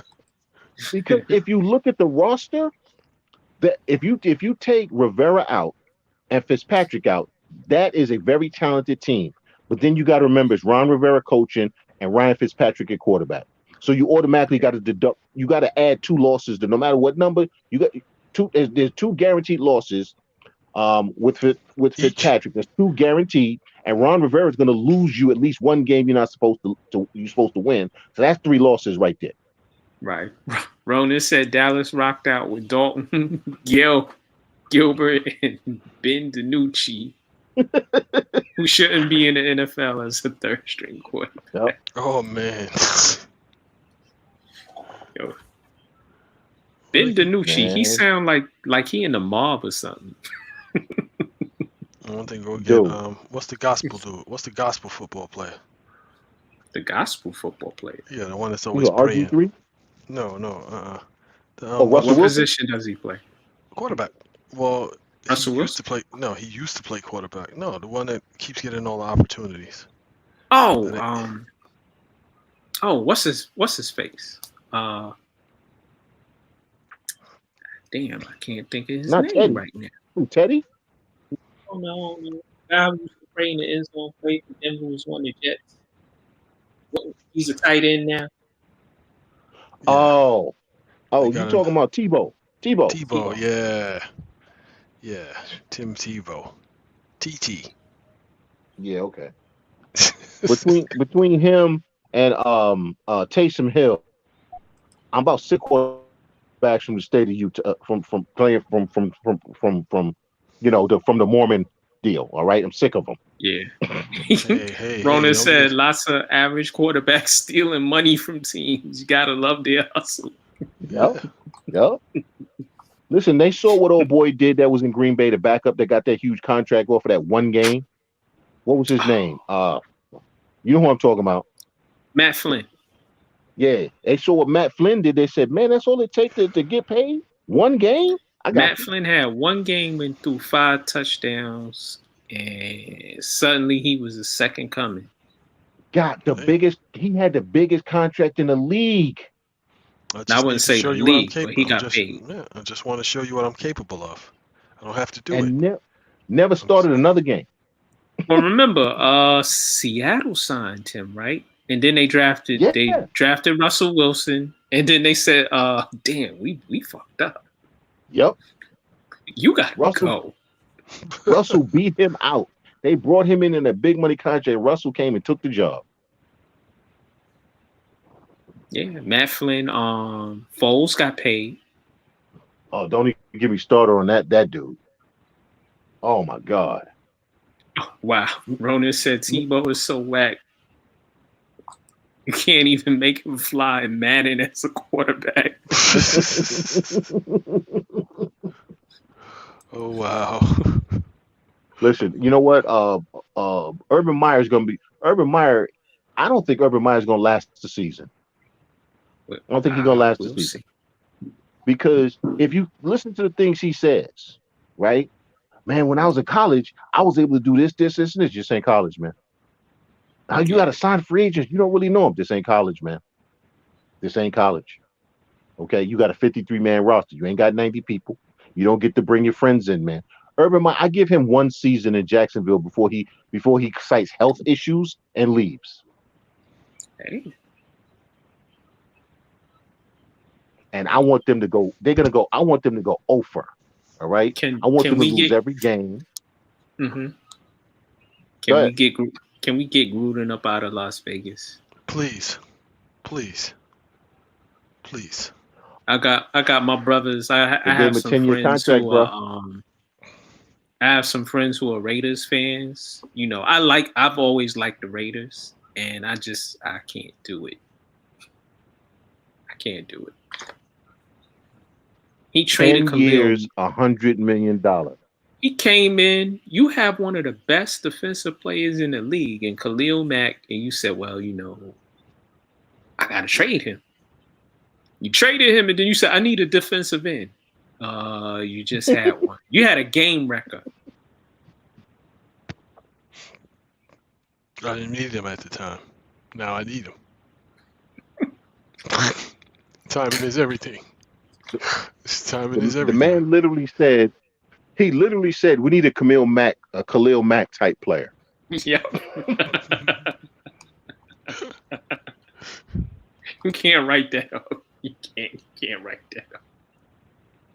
As if he played for another team. Yeah. As if he He had played traded for him. another team. Yeah. He traded. He came in. The first thing he did was, let's trade Khalil Mack. Traded him. Then a couple of weeks later, we need a defensive end. Yeah. And he traded him because he wouldn't return his phone call. Well, I called him and he didn't return my call because he didn't want to talk to me. Oh man. He knew you were a clown. You can't disrespect me. Yeah, but you know what? They gave him $100 million. Mark Davis is not going to look like a fool, so he's going to wind up looking like a fool because he's going to keep Gruden there. And Mark Davis need a whole new haircut because that bowl looking like one of the Three Stooges. You a billionaire, son. Hey, I'm eccentric. Like a Yeah. mad scientist. Yep, Gruden was trading. Ronan said Gruden was trading players like he playing Madden. Yep. He's trying to shake things up. And then he got Carr at quarterback, and he has Mariota, right? Yep, and Mariota will be the starting As a quarterback backup. by game 4. They paid Carr all that money. Gruden is not really. He's a mediocre coach who lucked out with somebody else's roster. Yep, because he played a team that he knew all of their play calls. Because for whatever reason, the Raiders coach. I know. Then they played the Raiders, and for whatever reason, the Raiders said, "Hey, let's not change our play calls. Let's use the exact same play calls because that makes sense. He won't know what we're doing." Yeah. Well, don't get me wrong. It couldn't happen to a nicer guy. Gruden is I an can't asshole. stand him. Yeah, him and his brother. I can't stand either one. Couldn't happen to Chucky. He looked like Chucky. He couldn't happen to a nicer guy. Yep. His brother ruined Washington, which should have been better than they were. They had talent when Gruden was there. Listen, RG3. Man, look, that both of the Grudens need to go. But like I said, Mark Davis he's determined to not look stupid for giving a head coach $100 million contract, and he's going to look stupid for keeping a coach that he shouldn't have given $100 million contract. How do you give a guy a 10-year contract? Yeah. And then let him hire a TV analyst to be his general manager. Well, no, that guy Mayock used to be a front office scout person. No, he wasn't a front office person nowhere. Yes, he was. He was? Yeah, he used to work for the Jets, bro. Oh, good God. Okay, that's even worse. That makes it right. That's like, yo, you didn't prove your argument there. You just made it worse. I did. You just made it worse. Get him, Chandler. Get him. You can't write this stuff. Dude, he played for the Jets. It's even worse. So he's a draft guru who used to work for the Jets. So how'd that work out? Exactly. Was he part of the Blair Thomas draft? Because if he was, why would you hire him as the GM? Come on, son. Or which one of the 1,000 tight ends that the Jets drafted over the years was he a part of that draft where the tight end got to the damn Jets and was awful? Matter of fact, the Jets been looking for a tight end for like 30 years, man. Not since Mickey Schuler have we had a good. Hey, dude, that's 30 years. That's 40. Is it 40 now? For Mickey Schuler, 35 maybe. Yeah, because he was early 80s. Yeah, it's going on 40 years. Hey. Yeah. Mike Mayock was a draft guru for the Jets. Okay. How's that? Matter of fact, how does that work? Matter of fact, see that, and that's why the hiring of Gruden was so stupid. Tell me a player John Gruden drafted, right? That lasted in the league longer than 5 years. Nobody can name any. Tell me a player John Gruden drafted that became a star. There aren't any. Remember, this was the guy who drafted Cadillac Williams #1. That was John Gruden. And I believe, I don't remember, there was a quarterback. I don't remember who it was who got drafted, but there was somebody who was supposed to get drafted #1, and Gruden picked Cadillac Williams. So, yeah, the Raiders deserve all of this for hiring him. They deserve all of this. Yep. Ronan going in. He's right. He's right. He's right. He's right. Del Rio wasn't sexy. You know, he was actually coaching the team. He wasn't listening to Mark Davis. And Mark Davis wants to be like his dad and prove that he's smarter than everybody. Al Davis actually knew football. Okay? Yeah. Mark Davis don't know a damn thing about football. Yeah. Yep. I said, damn shame. I like the Raiders. Oh. I used to. They said Rapisberger, Ben Roethlisberger he's come in the best shape of his life. He usually used to not take that so serious like the off season. Okay, have you seen him? Have you seen him like when they're showing clips? Did you see his belly? That's the best shape. Yeah, is that the dude? No, I was flipping through ESPN and they was talking about it, so I stopped and they were showing him throwing in the camp, right? Or mini camp, whatever it was. Dude, his belly is the same size as mine. Okay? Ain't nobody gonna mistake me for being in shape. You got 3 Chandler, I ain't being disrespectful or anything, but you got 3 dad bodies. Exactly. And he looked just like me to when he in the best shape of his life. Get the hell out of here. They meant mental. They meant mental. They didn't mean physical, they meant mental shape. He's fit. Oh, Chris Sims, yup.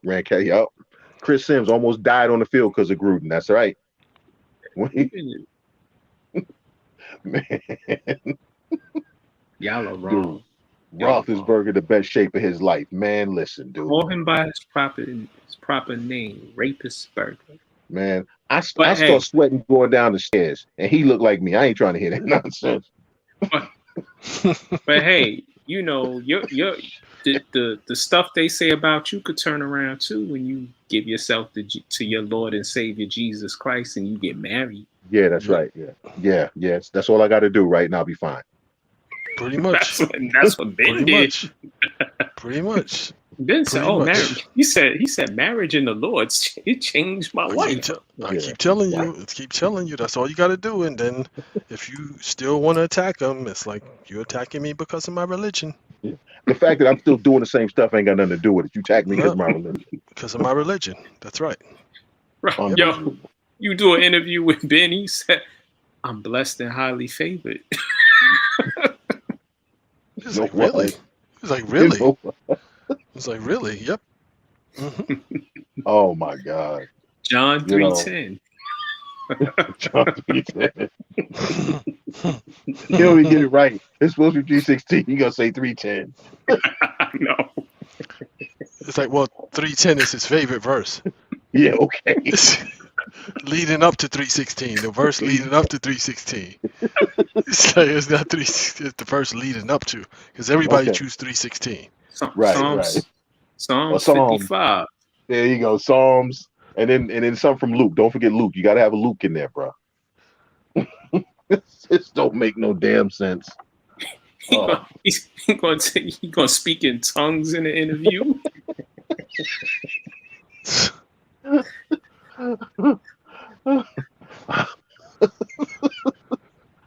Ben, how you doing? Hamala. What?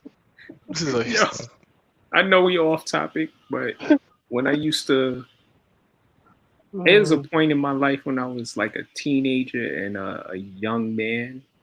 I was looking for the perfect religion, so I went through a slew of them, and I came across this little church and lady preacher,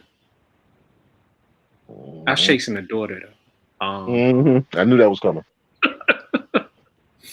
So she was like, "You just gotta let him in, baby." And I was sweating. I had done all this praying, and I still ain't get the Holy Ghost. Yeah. Yeah, you had to do the fake fall. You had to do the fake fall when they touch you on the forehead and you don't go, so they kind of shove you back so you fall down. Yeah. She was like, "Baby, you was almost there. You just gotta let him in." I was like, "What?" That's messed up my son. Man. And it's sad. It's sad because people will use religion to cover up so much crap, man. Yes. Been doing it for centuries. Exactly. Yeah. Every go to every atrocity in the history of this planet, and somebody did it in the name of a religion. Right. But yeah, getting back to Ben Roethlisberger, man. Oh my God. I think he restructured his contract. Yeah, they were gonna cut him otherwise. Yeah, he had to take a pay cut. That was the only way he was coming back. He tried to make it sound like he initiated it, and then of course that dude Kevin Colbert came out and was like, "No, we made that a requirement. He can hold the Bible upside down." Ronan is crazy. He said Ben is going to be holding the Bible upside down like Trump was at his post game. You the devil. You the devil. The reason why my receivers didn't. So ask him what his favorite verse is. Oh, they all are. Yo, didn't they let their running back go? Yeah, he's with God. Yeah, he's with somebody. I forget who he's with, but yeah, he can't stay healthy. So it is what it is. Ain't like they're really missing him because he was never on the field. You know what? It's funny because even though Antonio Brown and Le'Veon Bell, well, Antonio Brown specifically, were disruptive and was a clown, and Le'Veon, they kind of screwed him. Was all the man said was, "I want my money," and the team turned on him. But since those two dudes left, they've been suspect. And I like the Steelers. I don't think they're gonna be too good this year. I don't either. I like Mike Tomlin, but you know what, Mike? I'm sorry, bro. You should have went in there and be like, "Yo, you can't bring Ben back. Can't bring him back." Right. What's his name is the backup, right? From Washington. As Haskins and as Rudolph are the backups. I think Haskins is going to be the third quarterback because Haskins just has to prove he's mature and he's not going to do all of the stuff. Listen, bruh, man, how you gonna be mature when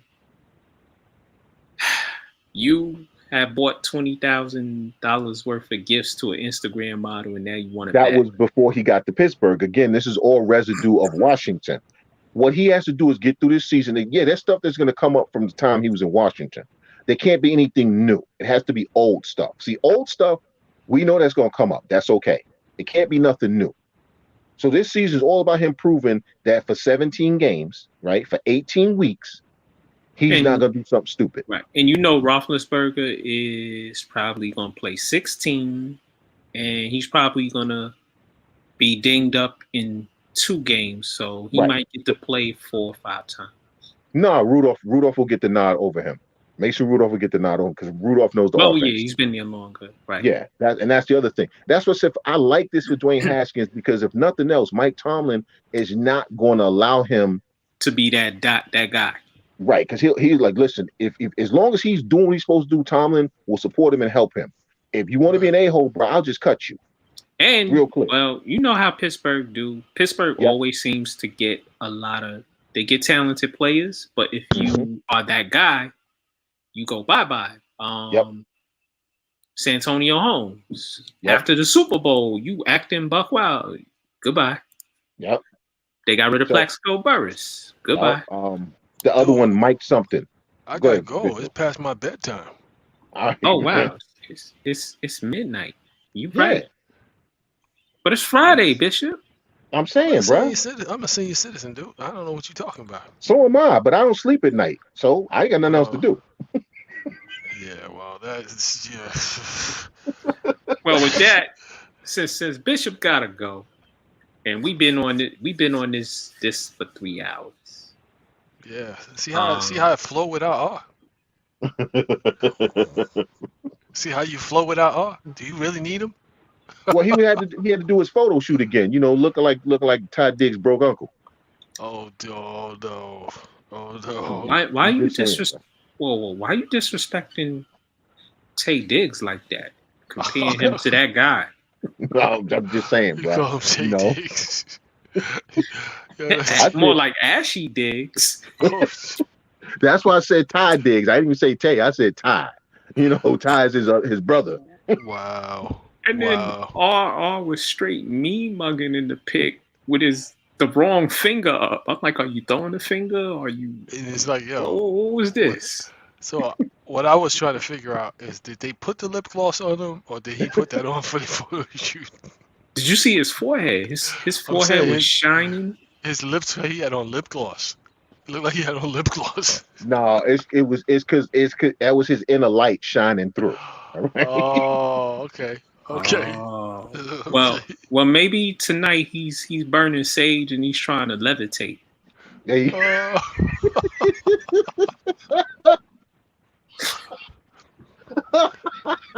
I'm expecting a message.